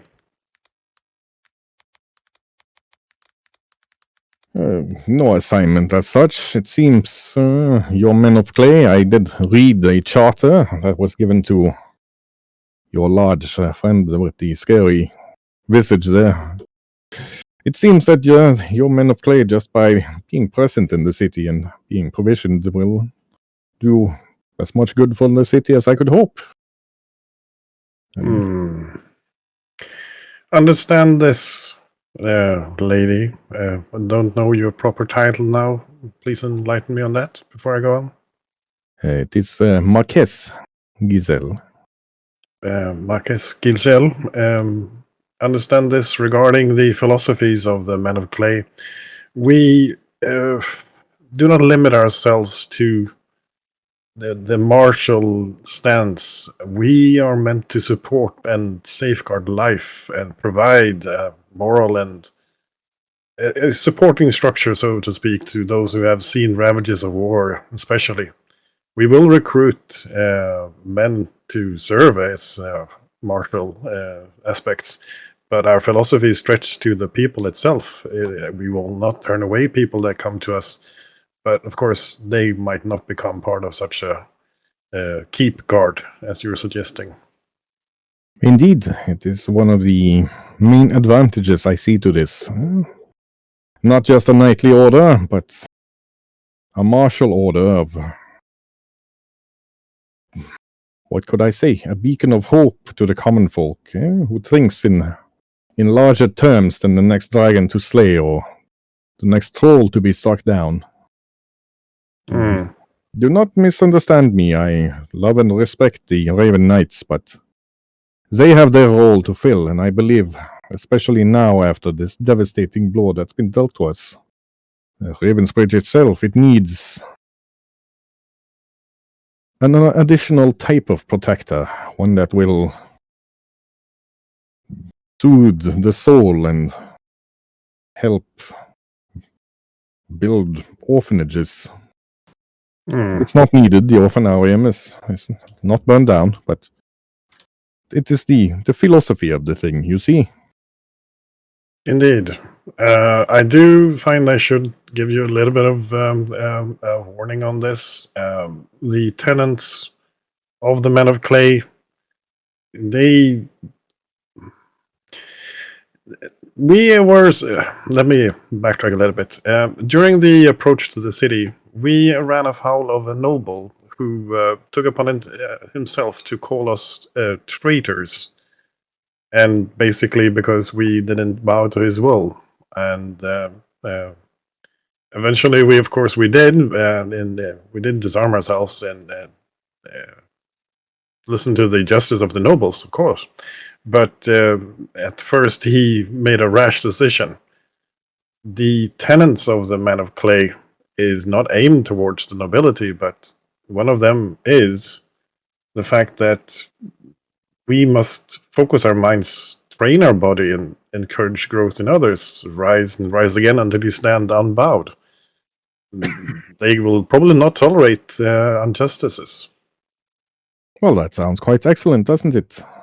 I have enough large, muscular, smelly men in plate armor willing to strike anybody down for me without asking questions.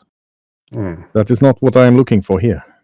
The Men of Clay will be granted the duties and the freedoms of a monastic order.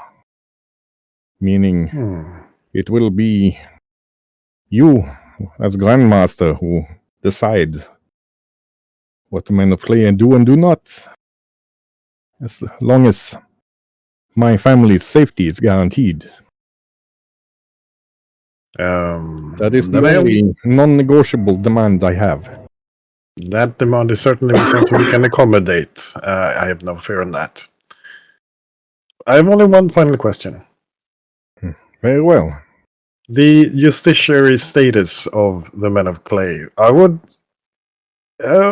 perhaps request that the Men of Clay be, at least in some aspects, some of them may be appointed as not city marshals, but something like a supporting force for them.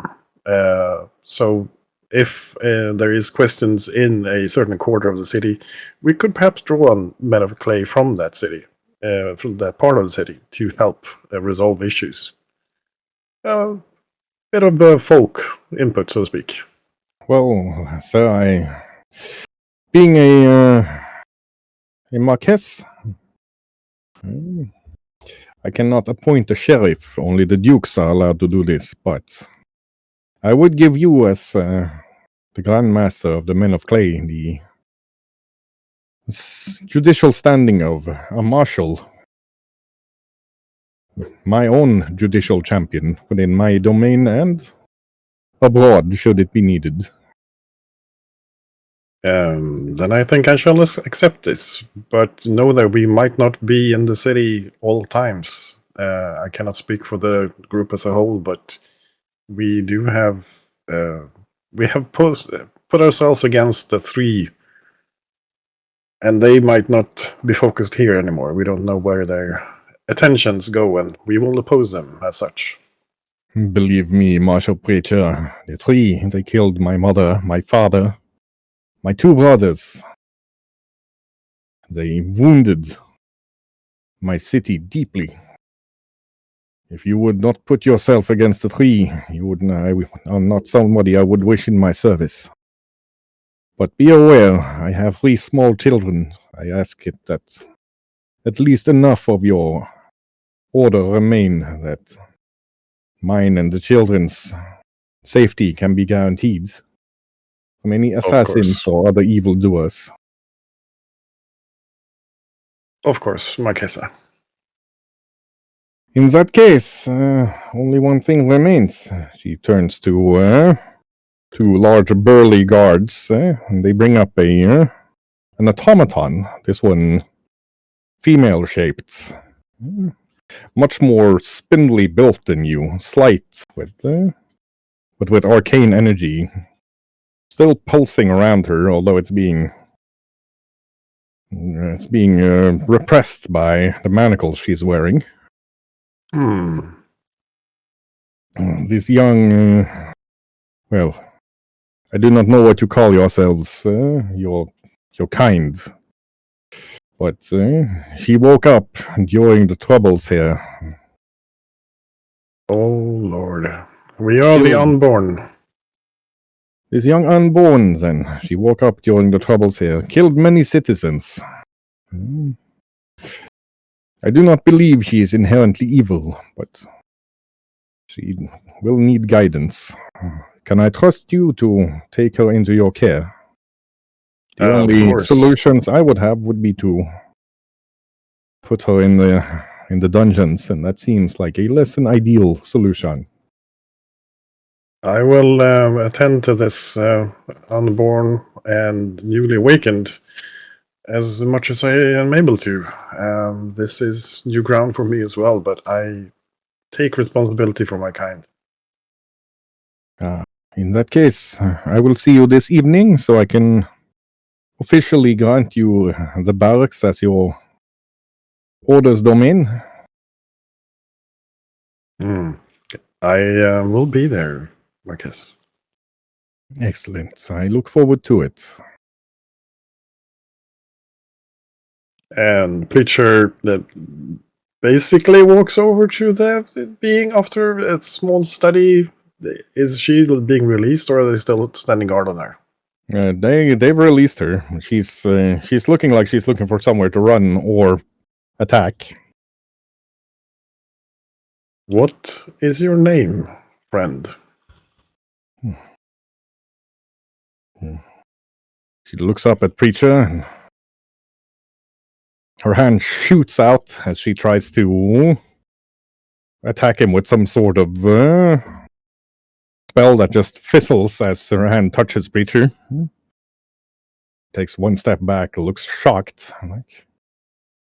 I do not know what you are, but I do know that I should serve you. I am Chastity. Welcome to the awakened Chastity. And on that note, we'll jump over to Edamir. Yeah, so I'm going to wake up from my alleyway, give a little stretch, be like, Vidkun, where are you? And I see him and I poke Vidkun awake. Like, I'm here, cheese! Cheese! Yes, if you go grab me breakfast, I'll buy you 5 gold of the finest aged cheese from the inn. I will make it happen, master. Vidkun straightens his little rat back as much as he can and then squeaks off. And I'm going to prepare for the day, and then go look at the giant hole in the bridge. Yeah, as you wake up, you notice that the branch you picked from the Tree of Life when you were fighting the hags is flowered. into a mighty fine-looking staff. Very nice.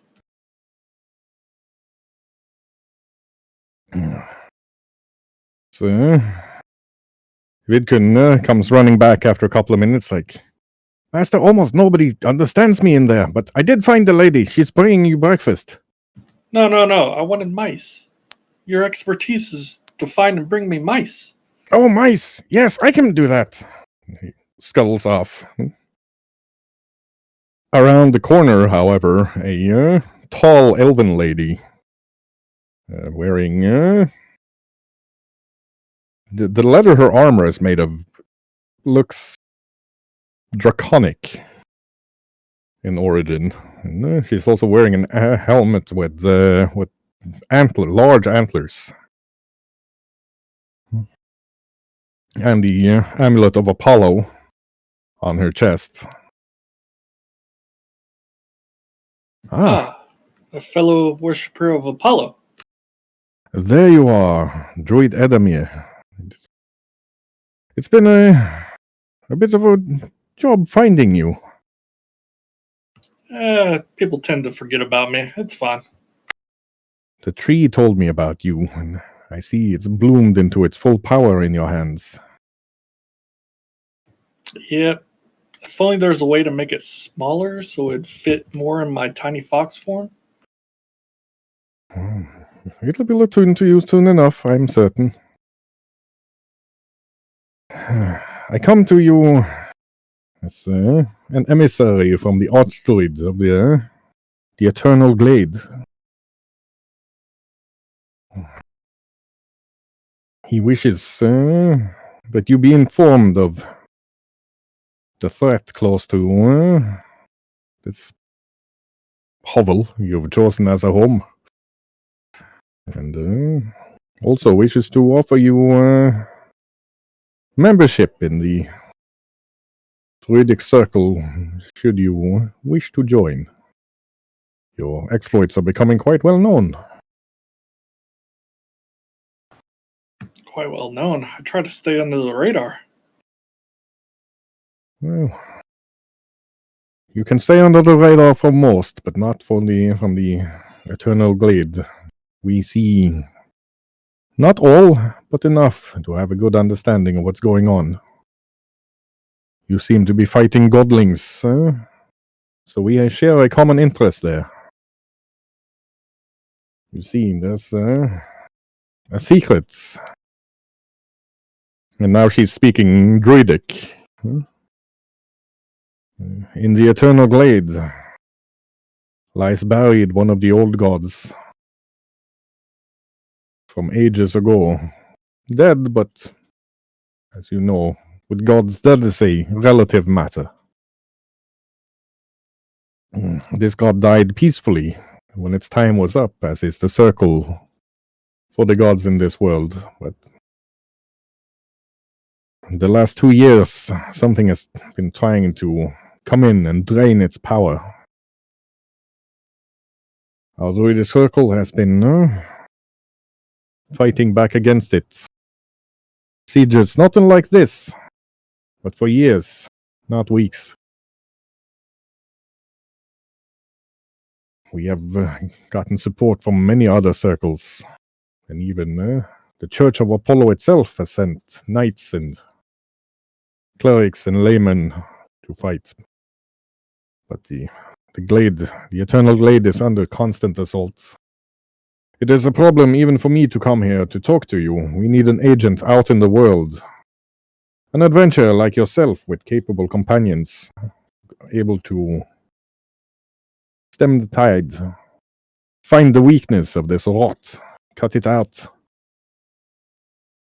so that peace can again descend on the Eternal Glade, and, well, nothing undead or unholy comes and siphons off the power of this dead god.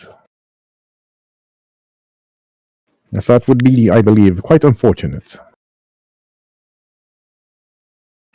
Sounds like a pretty just cause. What is the name of this old god? Forgotten to time, I'm afraid. It is from before the First Empire. We do not know. And as is often the case with divinities, it has probably erased all knowledge of it. It or another divinity that took over later. They get jealous like that.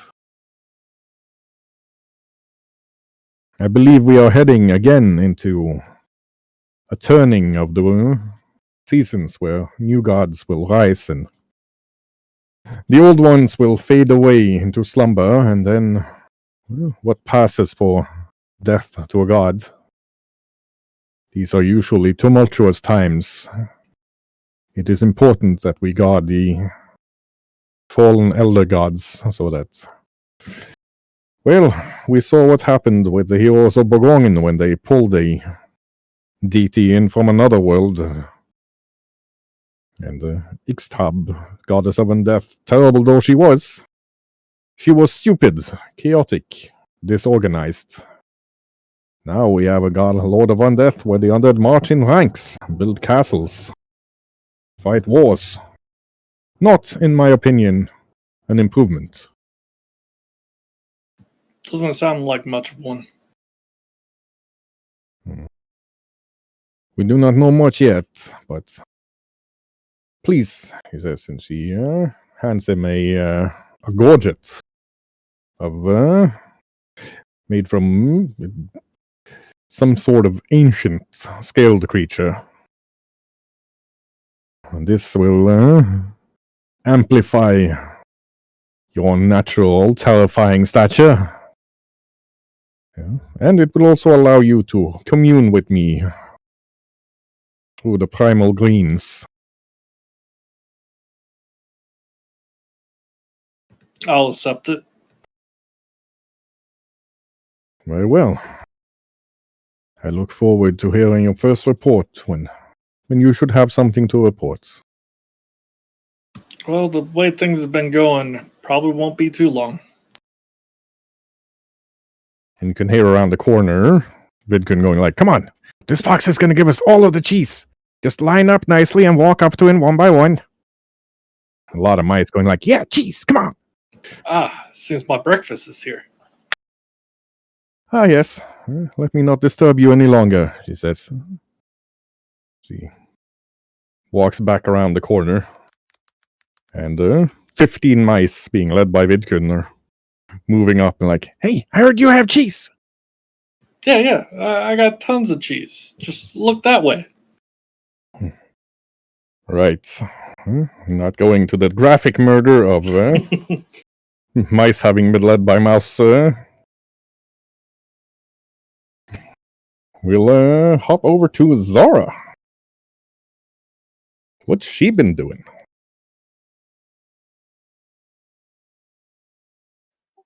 Well, Zara, having been awoken by the cheering from Adora when he left the inn, is going to use her hat and her armor to disguise herself as generic person number 38, and then she's going to teleport outside her window and climb down the side of the building.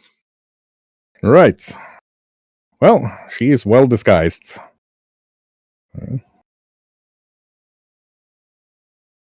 What is she planning on doing with that time? She plans on going to the castle and see if the library survived the siege. Yep, heading up towards the castle. She's going to have to sneak in if she doesn't want to identify herself. I'll definitely make the attempt to sneak in. Mm-hmm.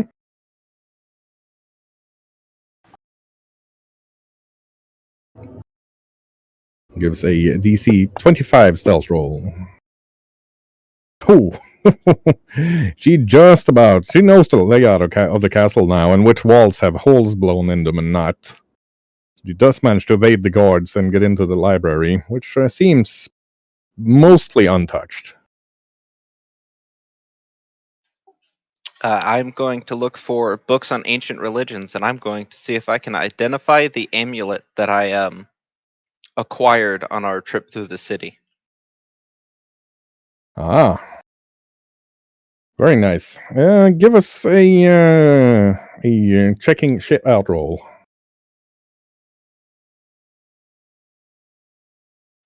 Can I use my lore skill? Yes, that's the one I was asking for.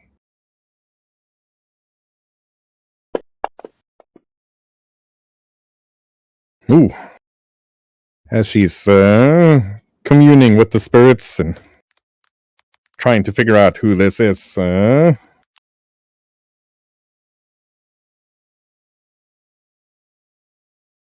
One of the spirits materializes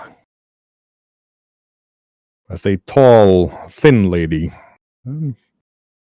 Not necessarily quite looking like a human. She's got a more powerful brow. The skull isn't quite human looking, and she's also much more muscular than any lady you've seen in these days. But a heavier jaw as well. Dressed in what looks like finely crafted clothing made from some sort of lizard skin.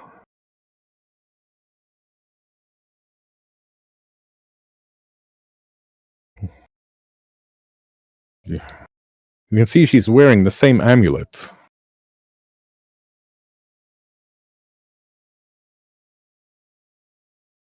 She looks Sarah up and down and like, you don't look like a follower of Gom.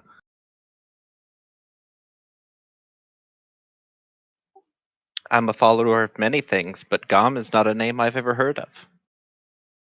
Nor is it a name you ever should have heard.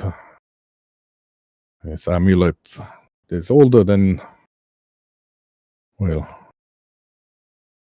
it was before time was reckoned as a thing. It is from my time, a time long past. Where did you find it? Oh, it was hung up among the parts and parcels in an inn that was using it amongst many others to protect themselves from an undead siege. I thought it was curious, so I brought it with me. Gom has long passed from this world, as had I, until I grew curious. His name has not been spoken for eons.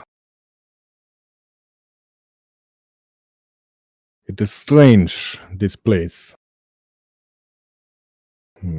Your kind I have never seen, but... tell me, what do you plan to do with your knowledge? Why would you know about Gom? Well, my mistress Temerity told me that knowledge is acquired for knowledge's sake. You never know when knowing something might be the key required to abet something terrible, or to keep yourself or someone you care about safe. Cunning. You would have made a fine follower of Gom. Were he still alive?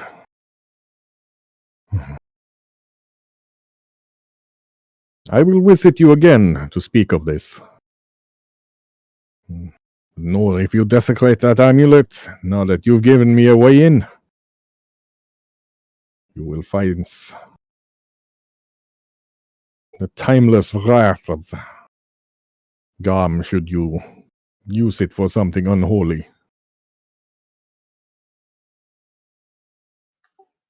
Well, do you have a name? I do.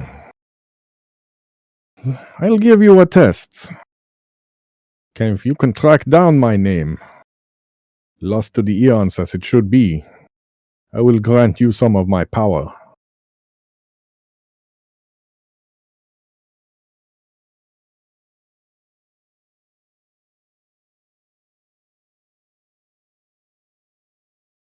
And with that, she turns and takes a step and is gone.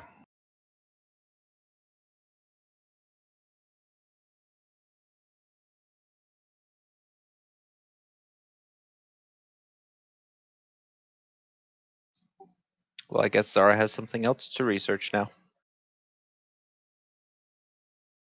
Right. So is she planning on staying at the library, or is she going somewhere else? She'll stay at the library for now. Okay. In that case, I believe the only one we haven't gone by yet is Iodi. Yes.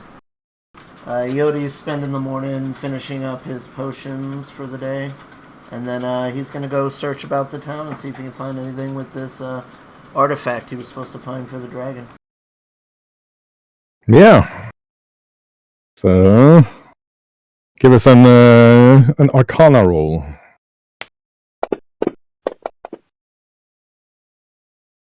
Oh yeah. It's a tough read into. Unlike Sara, he can just saunter into the library, being one of the heroes of the city. But he does find a book with some information about this dragon, and some hints as to what things it might like and might not.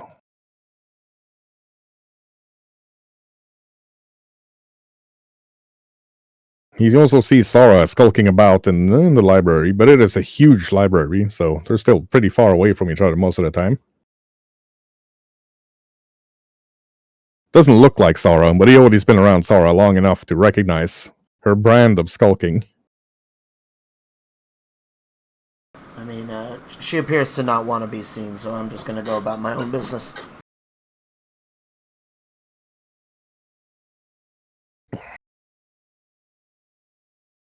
Right, it's a long day, but he's got a lot of revelations at the end of it.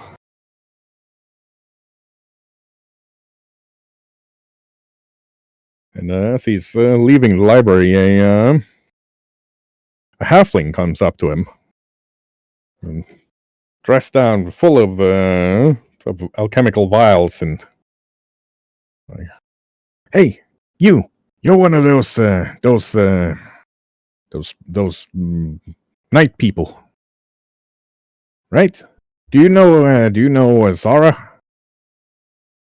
Iodi does not feel like a night person. Well, okay. Here's the thing.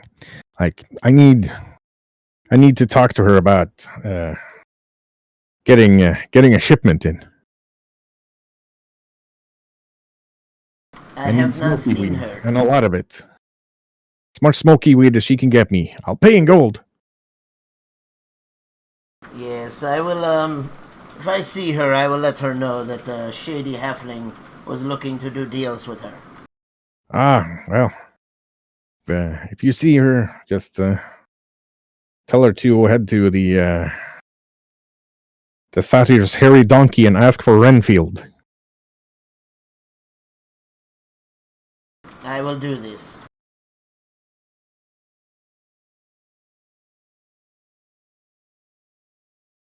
Very well. He kind of looks around and like,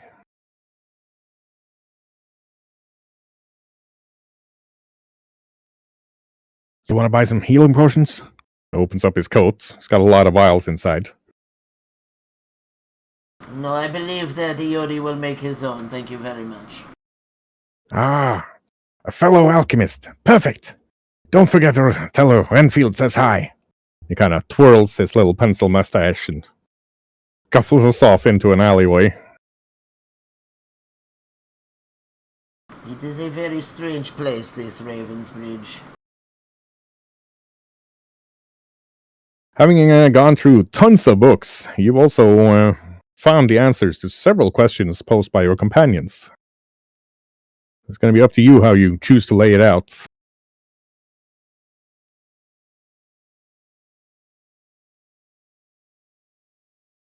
Yes. Okay, well, I am definitely more preoccupied with finding the artifact of Don't Get Eaten by a Dragon, so I'm assuming their questions can wait for now. Yeah, fair enough. So it's about dinner time, 8 in the evening, when you all gather back at the inn.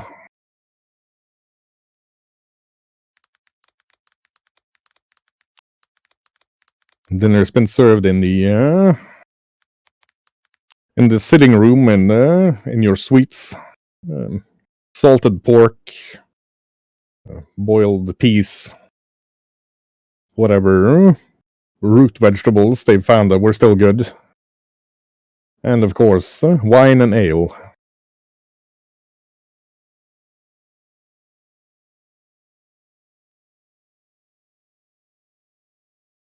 I am just drinking with the others in my nicest dress because I'm waiting to be picked up by Walter. Right. I put Vidkun on the table and have a little plate of cheese. And I tell the waitress to just keep the cheese coming. She seems to not even be taken aback by the question. You can hear the waitresses outside, like, well, better rats on the table than zombies banging at the door. It's a mouse, actually.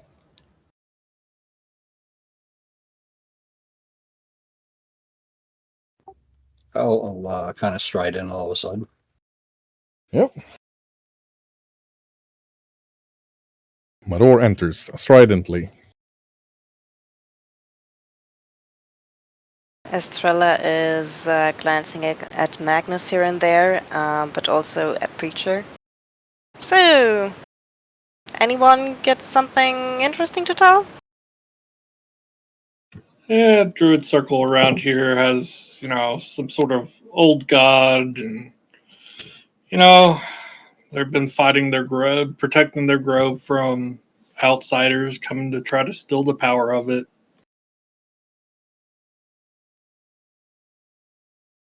Mm. Don't worry, the old god's dead.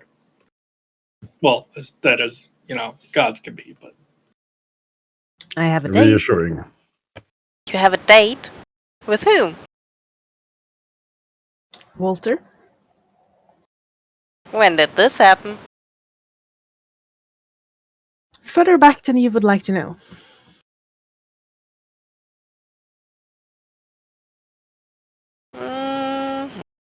Walter? Who's that? Walter Concrete? Captain Walter. Not ringing a bell. Fair enough. The ones we were supposed to rescue before we came to Ravensbridge? Oh, never mind. I've found out more of my past.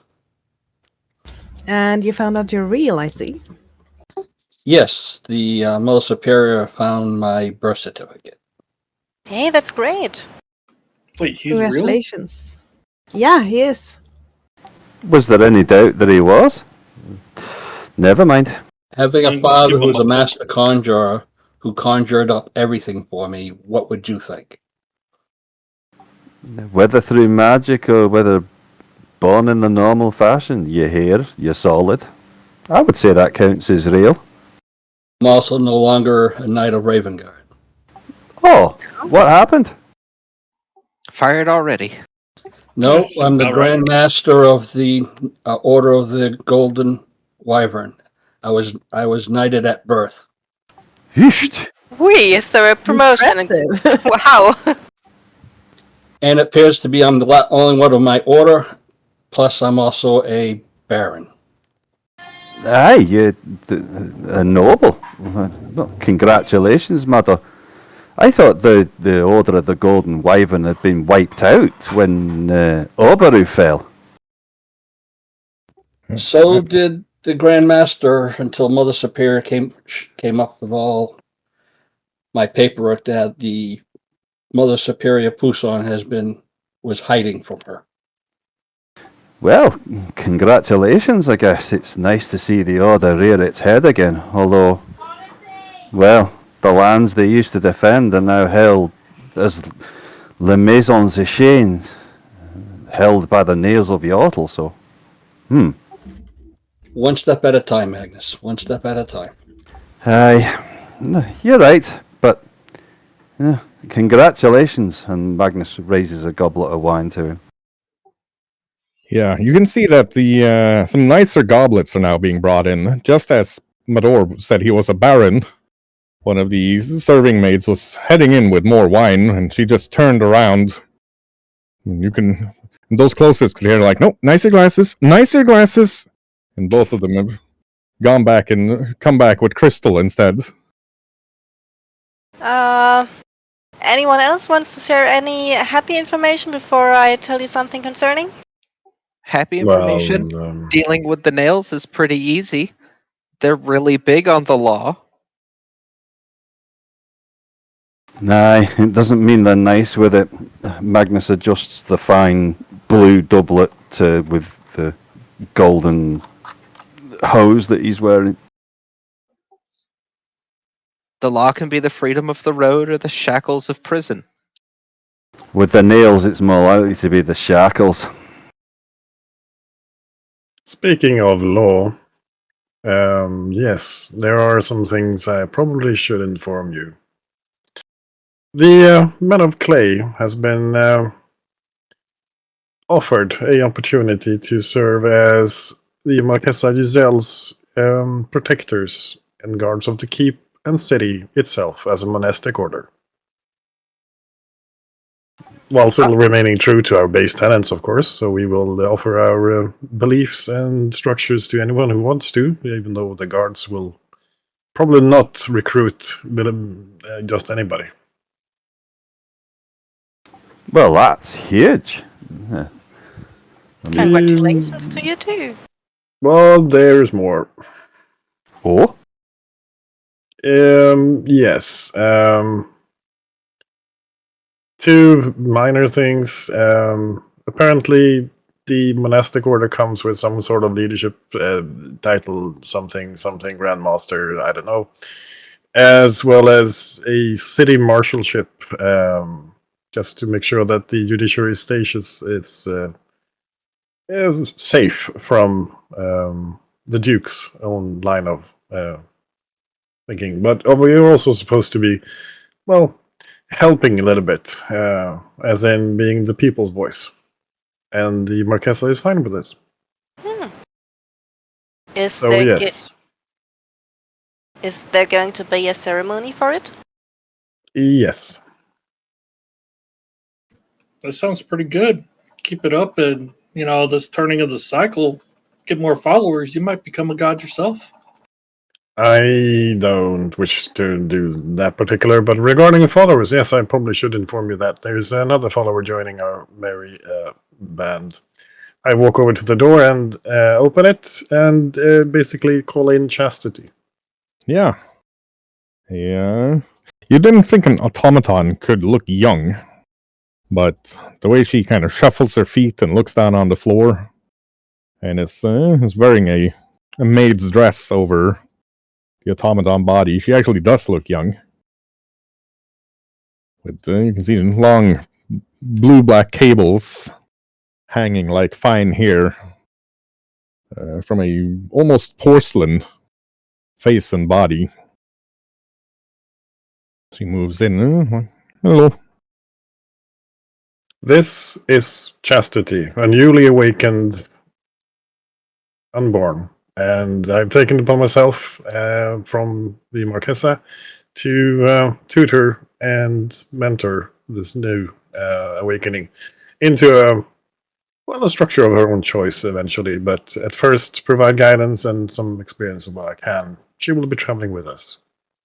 So you adopted a teenager then? Hey! You do look like a teenager. I'm afraid you do, just a bit. Appearances, etc.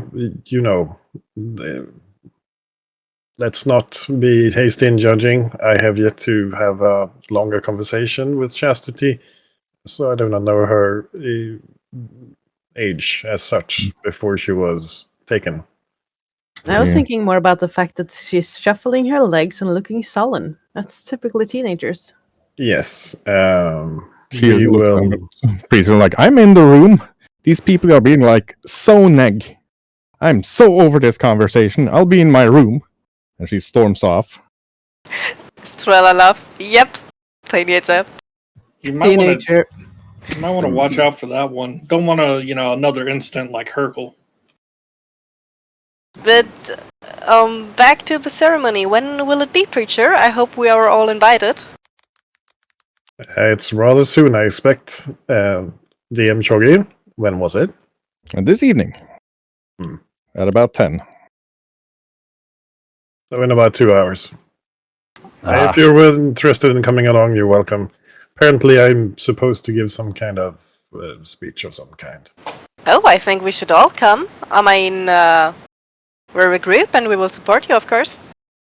Can I bring a date? I suspect many of the city will be there, so yes. Well, I have been summoned by the archpriests of my lady, so I will have to see what their plans are. I must fulfill my duty. I will have to leave soon. So if I miss the ceremony, my regrets, preacher. But no, I would dearly love to be there. In the words of your people, Stonefash. Why is the champion turning so red in the cheek area now? Because these people who ask for him are very beautiful ladies. Oh, it is that kind of duty. I understand now. I am a champion of the goddess of love and lust. What do you expect? Any blushes are anticipatory. And, preacher, I would have a word with you before you go to your, ceremony. Of course. Yodi spent much of the day in the libraries, seeking information regarding your hand wraps. I can tell you that they are very old, a few hundred years, from a very, lost monk way, etc., etc. But, curiously, Yodi does not think that the souls that you have taken, captured, whatever you want to call it, I do not believe they are in the wraps. Judging by what I have read, they would not do anything of this nature. And thus I must say it would probably be something in you. Then I think we need a little bit further study on this, because the ability as such is something I've not heard of. Well, I could take a look, but I do not know much of your people. You're welcome to. I guess I start poking about Preacher's chest and things. See if I can find anything that, Yeah, you're not entirely certain what you've done, but you seem to be able to connect to Preacher's arcane matrix in a more meaningful way, getting sort of a basic understanding of the layout, but not the reason behind it.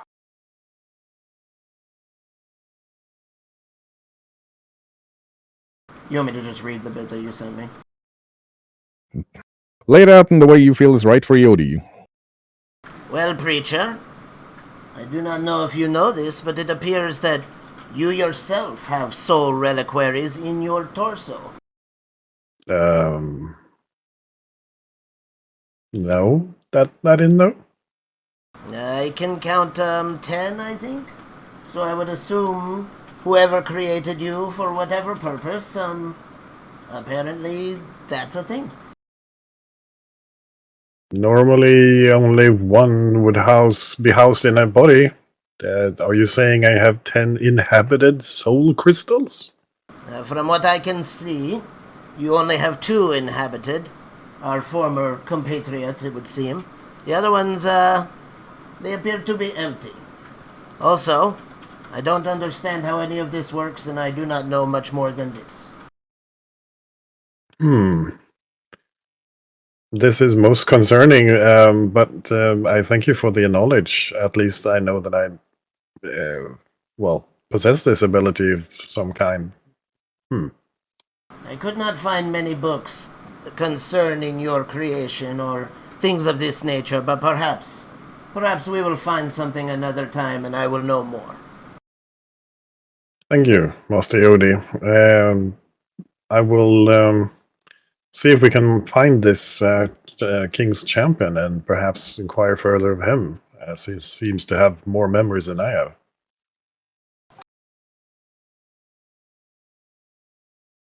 Also, please have this, and I hand him a platinum coin. I will take this for the horde.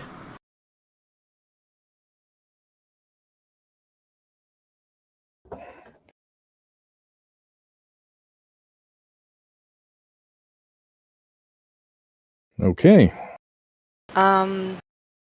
When we are talking about the horde, as it has become a tradition before a fight, have to come to my not so good news. It seems that before the Soul Siege here started the troubles in Ravenbridge, there has been a caravan, extremely heavily guarded, transporting coffins. Children, the most of them children-sized, and a few adult-sized. They were supposed to transport them to a grand temple in the southeast. I hope I will receive more information about the route they take. Apparently, one group guarding this caravan are former acquaintances of mine that were freed.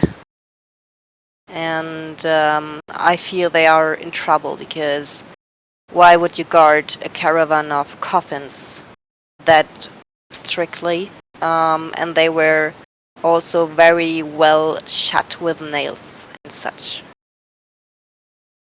I don't see how this is bad news. I mean, now at least we have a lead to go on.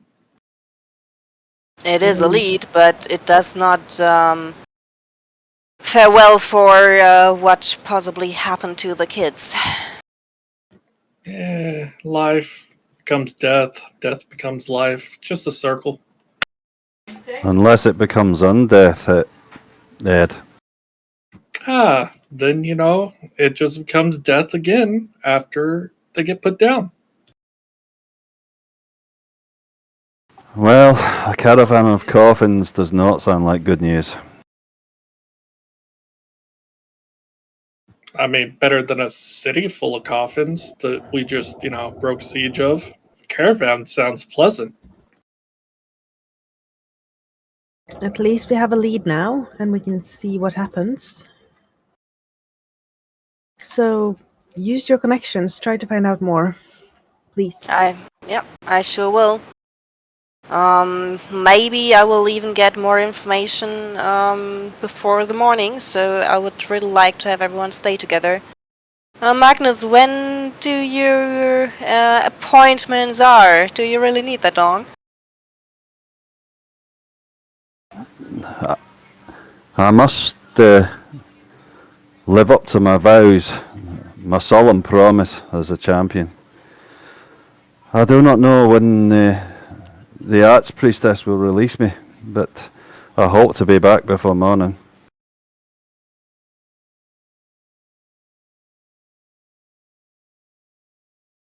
I really hope not to. I'll see you later, and I'll walk out. Yep. I'll be gone most of the night, too. I gotta track down a beast in a swamp that I want to tame.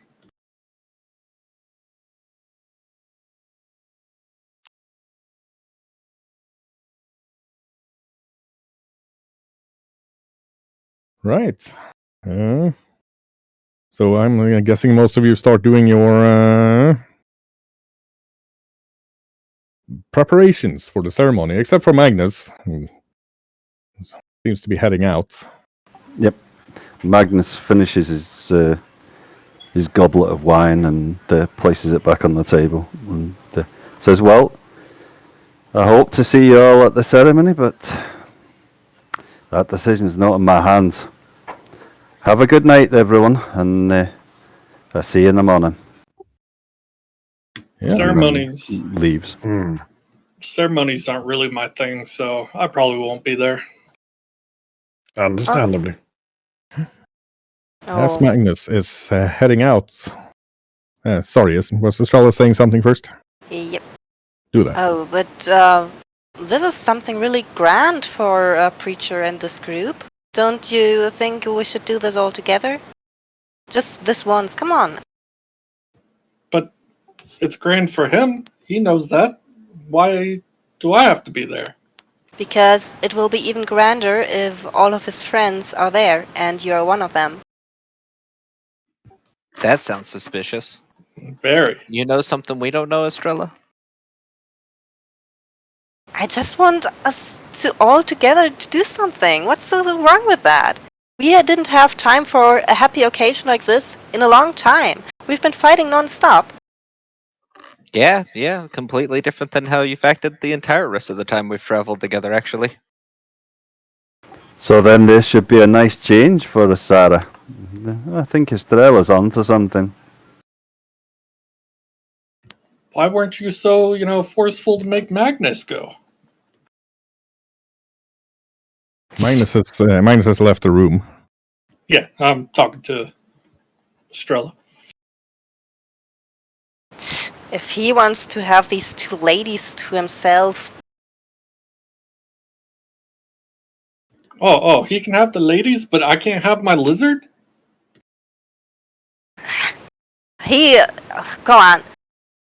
You heard him. It's not like I could talk against his gods or something what he thinks he needs to do. Not that I would really think that gods are good for anything, but he believes it. This is very strange. Now the rogue one is all red in the cheeks. Fine, I guess I'll go to it. But if I miss my chance at capturing this lizard, you're gonna have to pay me back. Hey, you're back. How would that look? Well, it would have to be an upgrade from a lizard, so a dragon. There is one. She's pointing to Yodi. You can try to catch me, Mr. Fox friend. I'm good, Yodi. You're fine. I see, not dragon enough for him. It would appear so.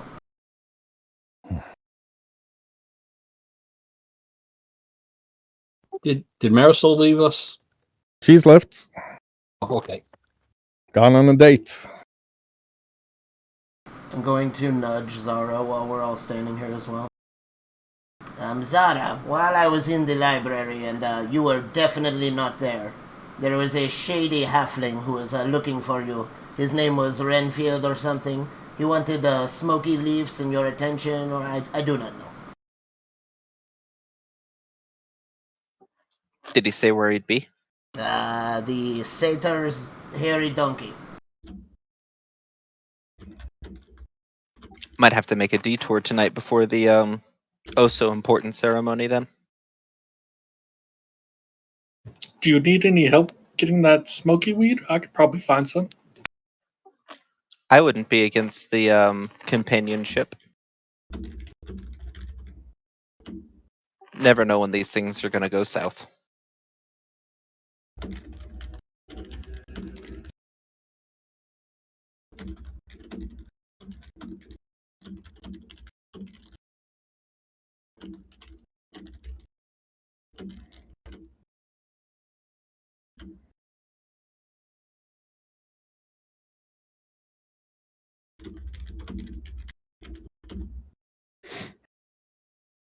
Right.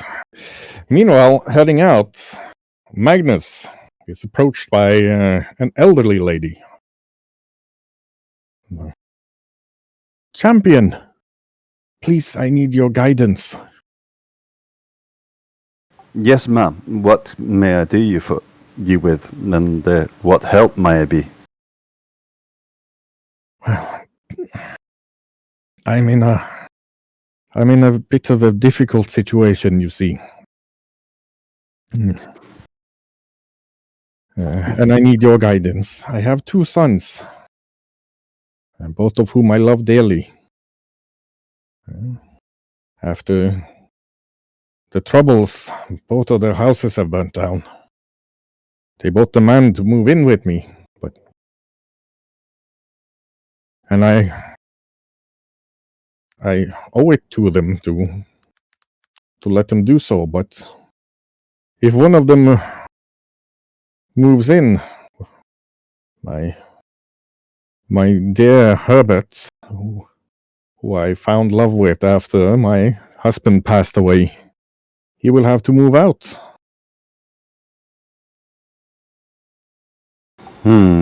What should I do? Is it love or is it duty that should go? Lady, love is duty. And what does your heart tell you should do? Well, I don't know. I'm so torn. I mean, they're my children. I owe it to them to let them come live with me until they get on their feet again, but should I sacrifice love for duty? No, lady, you should not. If your sons cannot accept your gentleman friend, then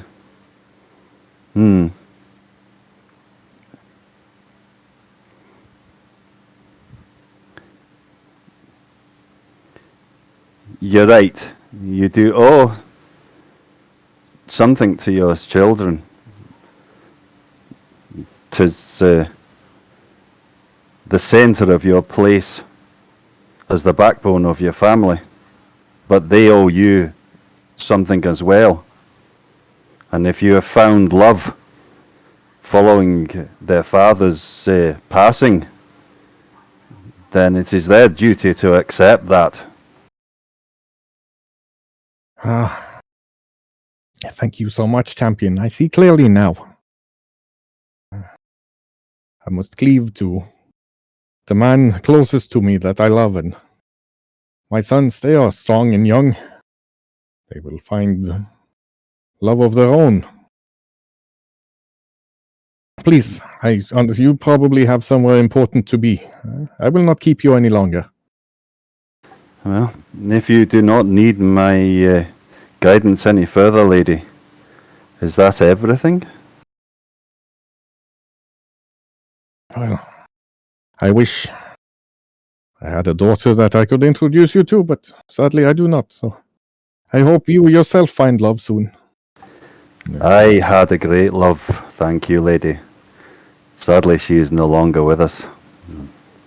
Well, it is like when my Godfrey died. Love. I found my Herbert in the strangest place.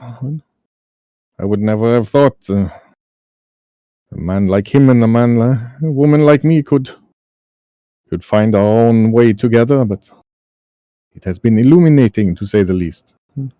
Thank you. I shall offer a prayer to the maiden and the mother today. Magnus glances back at the door to the common room and says, I know exactly what you mean, lady. Sometimes love finds us again through the strangest of places.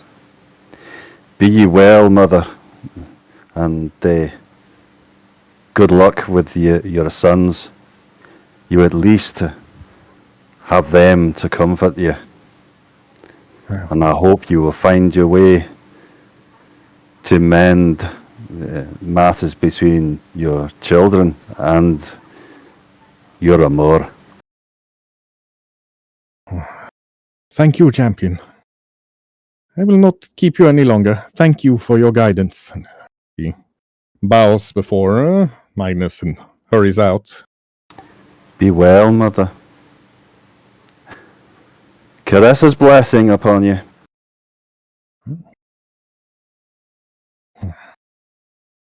Right.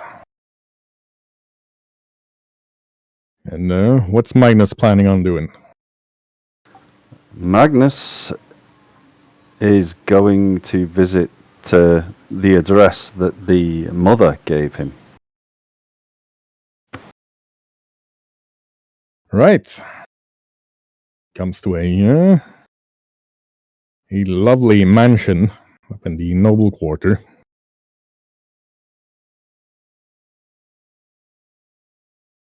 He quickly checks himself over to make sure his attire is suitable before he knocks on the door.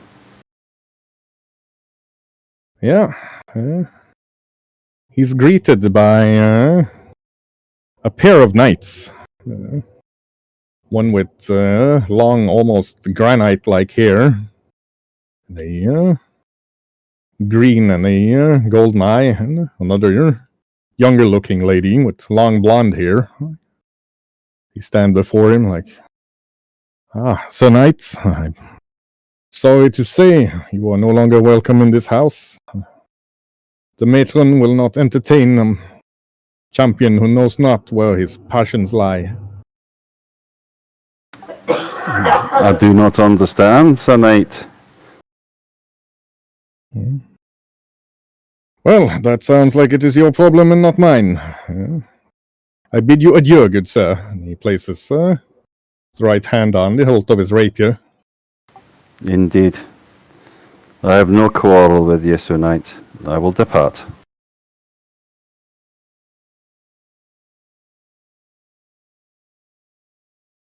Right. What's his plan now? He's going to go back to Estrella. Right. Comes back to the inn. Opens the door up into an empty room. They seem to have left.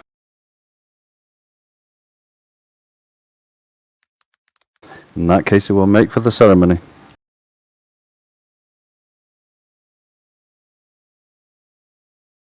Right. Preacher and the bunch. Headed up to the ceremony. I believe that's Preacher, Estrella, Zara, Iodi, Mador, and Edamir, if I'm not entirely mistaken. Or is somebody doing something else?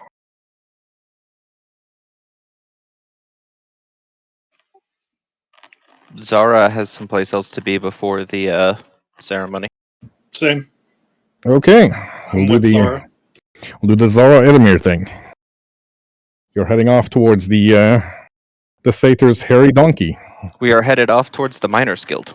The Miners Guild. Very well. Off to see the miners, the wonderful miners of Ravensbridge. Let's not get DMCA'd. Because Zara is a contracted smuggle breaker to the Miners Guild in Ravensbridge. Yeah. There's always somebody at work in the Miners Guild. You can see the Miners Guild lodge is more or less bricked up, like completely. They've built a wall around the entire building with a very, very stout-looking iron gate. There's two dwarves standing inside with axes on their shoulders, and you see further back there's a dwarf sitting in a chair smoking a pipe, but he's got a blasting charge very close to hand. They open the door once you arrive. I'm like, Miss Alpendew, what can we do for you? I need a word with the guildmaster. Some particularly unsavory information has been brought my way, and I'm going to need a bit of support. Very well. Oi, guildmaster! That blue lady's here. And, out comes an even stouter dwarf, rounder and bigger in every way, with gray beard hung with pretty much every sort of metal you can imagine. Some of them probably hazardous to any humans to stay close to for too long. But it doesn't bother the dwarven constitution. Walks out with a blunderbuss in hand, like, Zara! There you are. What can I do you for? Well, hopefully I would be coming here with some information about your friend there. But after we encountered Lees Van Horn, we lost the trail of Martin. So, still on his trail as best I can be. However, I was approached today in the city by a Rhinefield. He's trying to get me to smuggle in some smiley weed. Oh, nasty business, lads. You know what he wants it for? I planned on asking him and was wondering if you had some accommodations that I might be able to store him in while we figure out what who he plans on working for. Well, I'll have a chat with the city guard and have him make one of the special cells ready. Or would you prefer to keep this off the books? Off the books would be best, considering who we're dealing with. Oh, well then. In that case, I'll need about a day to set it up. I'm sure that I can string him along for a day. That would be perfect. Excellent. I'm looking forward to it. Hates frickin' smiley weed. Well, I mean, the apothecaries. You can't take that into the city without clearing it with the Apothecaries Guild first. It's used in healing potions or whatnot, but the other uses. No. Oh no, we'll have a special place ready for him. You need any some form of tools for your interrogation? We'll broach that subject once we know more about our friend here. We'll start with gentle questioning, as always. Very well. Come back by noon tomorrow. I'll have something for you. Excellent.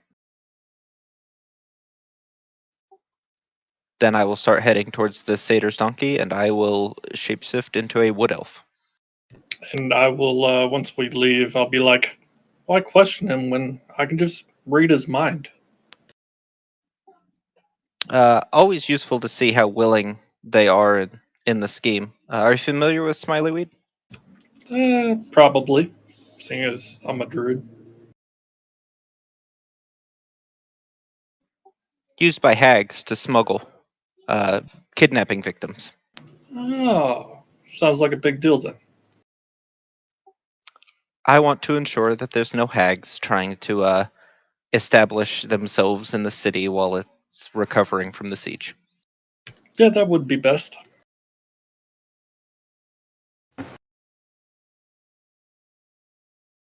Well, you enter the satyr's hairy donkey. It's a rowdy and one of the older ones in a brick building of the sort. Mostly just nobles can afford now. Entering it, you see a long bar with a beautiful mirror behind it. Gold, platinum. It's got, seems like busts or heads of brass dragons and of some pretty lady on the corners. And you're not entirely certain why, but you just feel happier looking into it. The inn itself seems very happy. It is bustling with workers, soldiers, and a lot of the less savory elements of the of Ravensbridge drinking.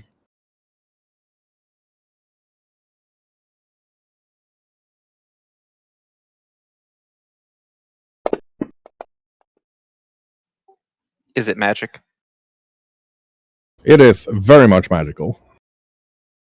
It is old, probably imbued with the old type of magic that's more undefinable than the newer types, a more primal type of magic.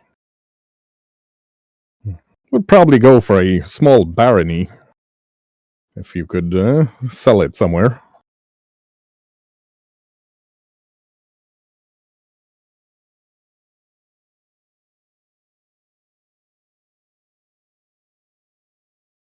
But you do spot a raggedy-looking halfling, fitting the description Yodi gave you, sitting over by a corner.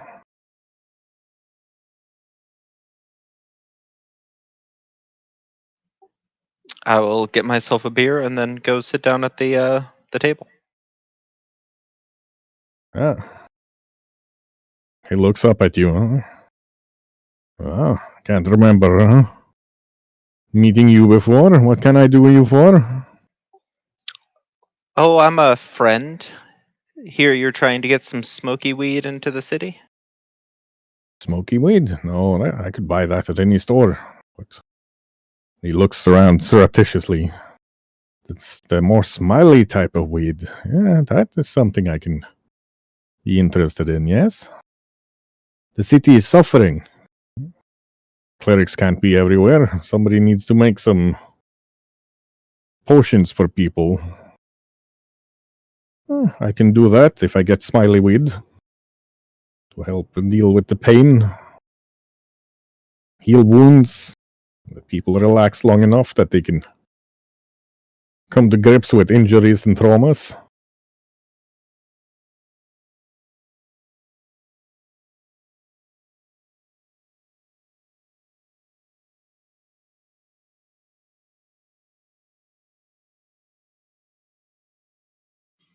Well, about how much are you trying to get in, and what rate are you offering? Oh, let's just say I have a patron willing to pay 2 gold per pound. The Apothecary Guild, they want 8 gold per pound. I could pay that to them, but there would be a lot less healing potions to give out to the poor and the repressed, or should I say, oppressed people of this city.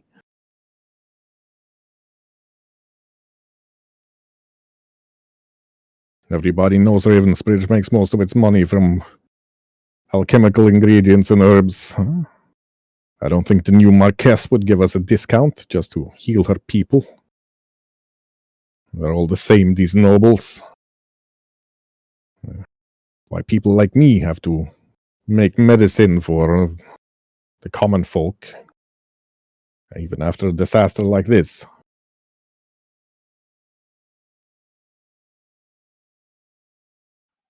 I mean, kind of a bold move asking me to go for so much less than what I could get just selling it, officially.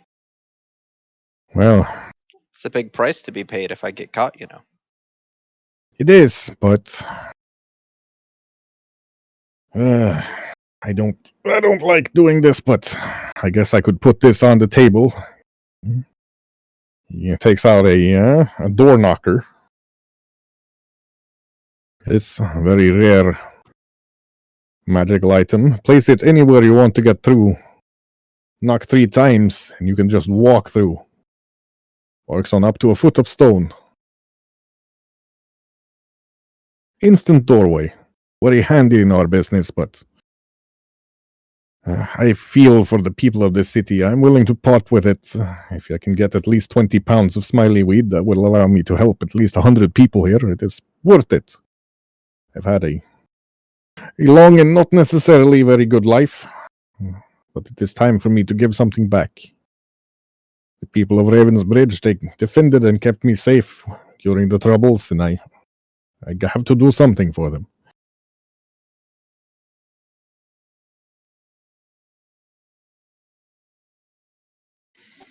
Well, I'll see what I can do, and when I have a better information about how much I can get you, we'll have to have a discussion about it.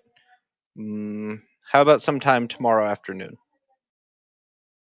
Very well. Let's meet at this table. 2 bells before dinner tomorrow.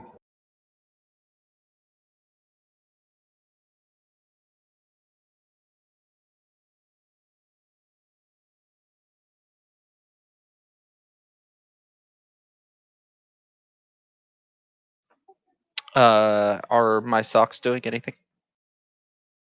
Not currently, but they are just starting to tingle when a glass is placed in front of Zara from one of the waitresses, who nods over to a distinguished-looking gentleman in a black and white with a waistcoat with a bow tie. The gentleman sends his regards and would like to offer you a glass of wine.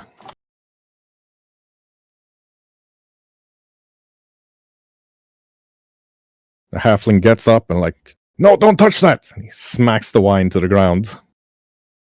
Before there's a gunshot, the inn fills with air or smoke.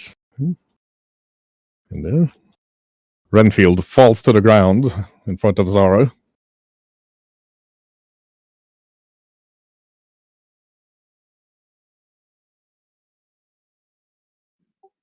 Who shot the gun? You can just about through the gun smoke, filling up the small room, make out the black and white waistcoated man disappearing out the window. Zara's going to snatch up Edamir and run after him.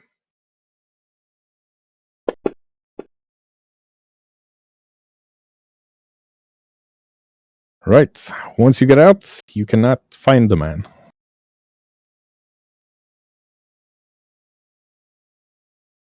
Can I smell for the sulfurous gunshot residue? It would Since I have have been scent. possible to do if the city had not just been under siege for a long time, and the smell profile of the street is just so confusing that tracking anything by scent for more than 30 feet is almost impossible.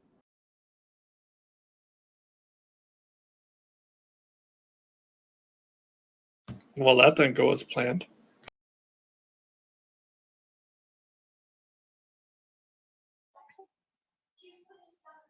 Hard to plan these kinds of things, if we're being honest.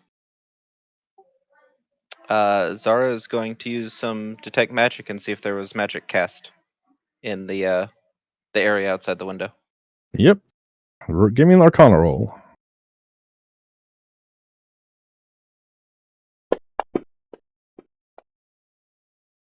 Oh yeah. Somebody dimension doored away from here. Can I tell which direction? That you cannot. Further away than we're going to catch them. It's a dimension door.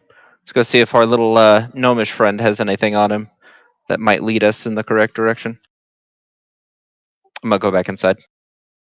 Yeah. You can see they've sat the halfling up. He's looking very pale. He kind of waves Zara over. Must stuff a healing potion in his mouth. Yeah, before she tries, like, don't bother, it's mortal. But hand me that glass, will you? The one I knocked out. Zara's gonna hand it to him. Yeah.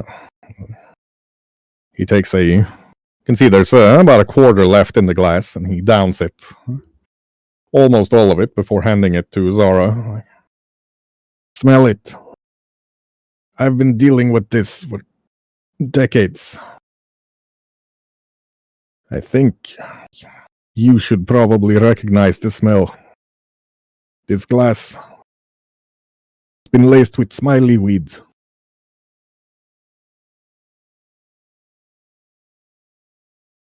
Bastards using a medicinal herb like that.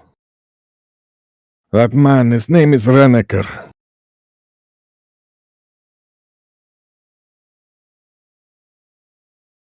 You can see his eyes his pupils dilating, and his eyes are starting to fade. At least I did something good. And then the glass falls out of his hand.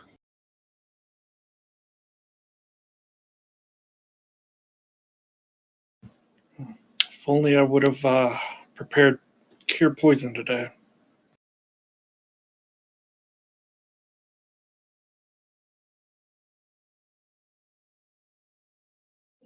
You mind putting that name in the chat?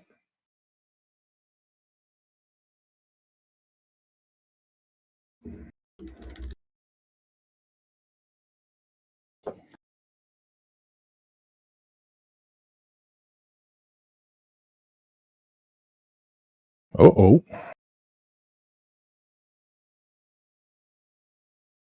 Did I just freeze out completely? Uh-oh. Okay, just the stream's frozen for me. Okay, good. Had to had F5 that. Okay. On that note, finish your scene. Well, rest in peace. Maybe you will find some compassion in the afterlife. And then Zara's going to rifle his pockets. Yep, he does have the door knocker in one of the pockets. That could come in handy. No notes or anything else on him? You do find a note. But it's long. Unless you want to read it standing over his dead body, you're gonna have to read it later. That's fine.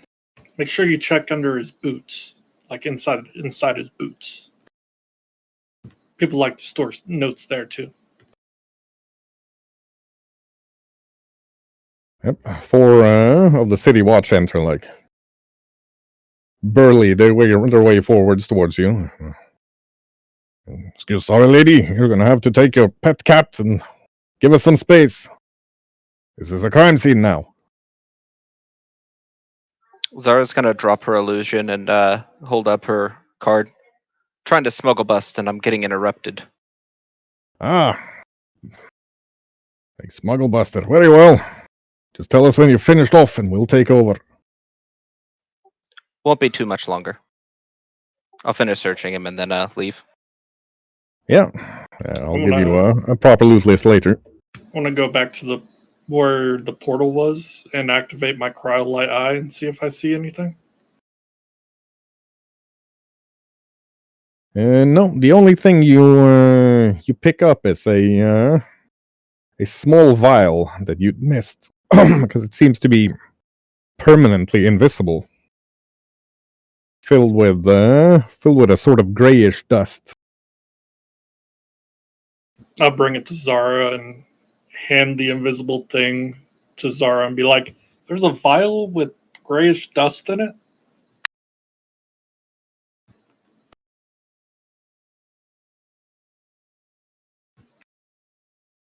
I'm also going to cast Sigil on it so you can actually see where it is.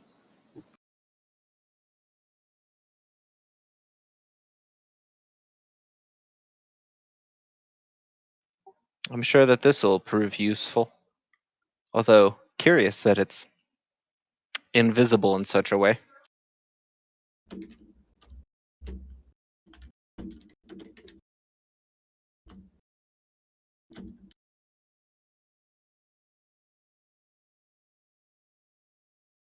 Likely our smiley weed powder, though.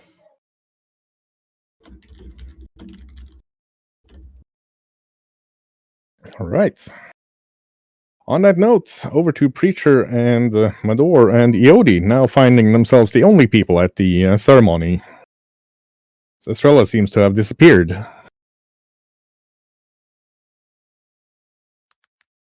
Very well. I have obviously already summoned the Men of Clay to be present. It would be pointless without it. Yeah. Most of the Men of Clay are present. About 20% of them have decided that being out on the streets cleaning up and helping out was more important. But they promised that they'll have the others tell them about it later. Mm-hmm. But there's still 160 rough Men of Clay here. I walk among them before I walk up to Marquesa, Giselle, wherever we're supposed to be standing. Probably elevated. Yeah, there's an elevated podium. You can see the Knight Commander of the Raven Guard is there. And there's a gold and blue chair as well. As you guys come up, you can see that the commander is kind of looking at Mador and kind of nudging his head towards the chair. I guess that means I gotta sit there. So she's flanked by Mador and the Knight Commander as Preacher walks up to them.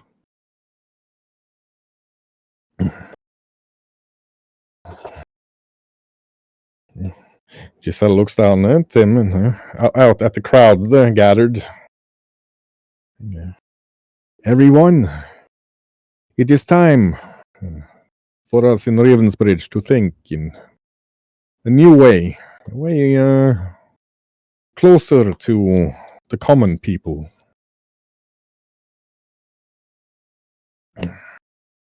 We have been hit by a terrible tragedy. Many have died. Our city, the very bridge that our city is named after, has been riven with a hole.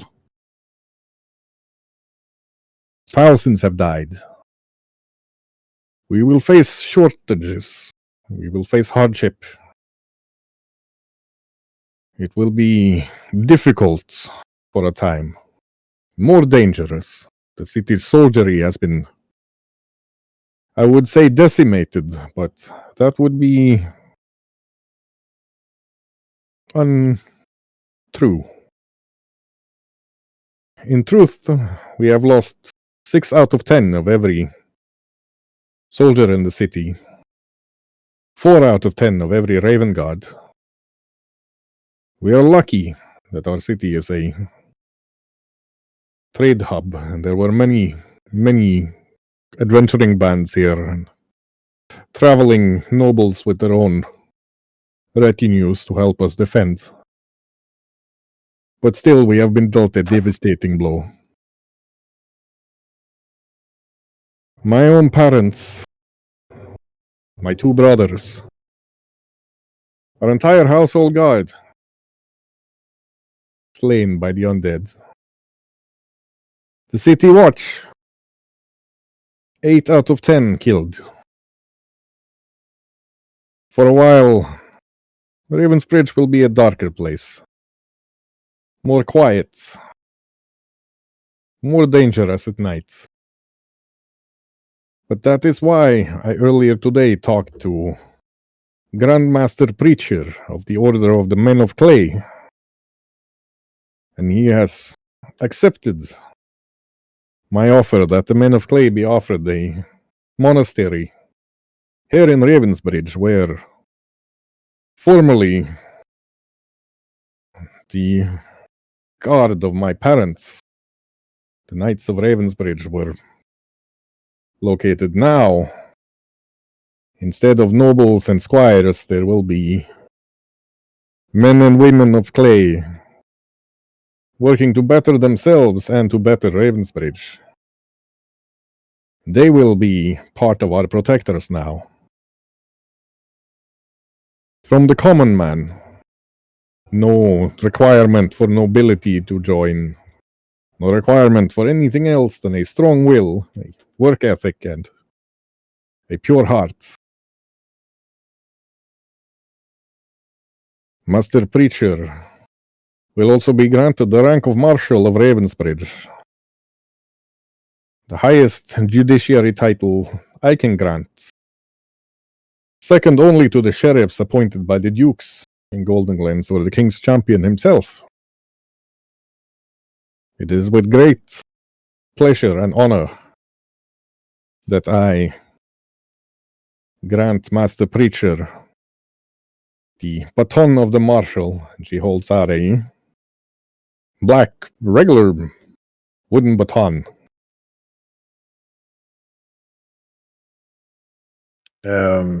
Preacher steps up, accepts it with a nod, and holds it in front of him as if he's intending to speak, waiting her word. And at just that moment, one of the walls next to the square you're in explodes out. You can see Estrella flying through the air. And that's where we're going to end today's session. So we will be back next Sunday, everybody, for more Tales of the Night Thorns. For now, we're going to let our streamer Tulmar find somebody to raid and go to our post-session debrief. You all stay safe, stay happy, and be well, and we will see you all next time. Bye. Bye. Bye. Toodaloo.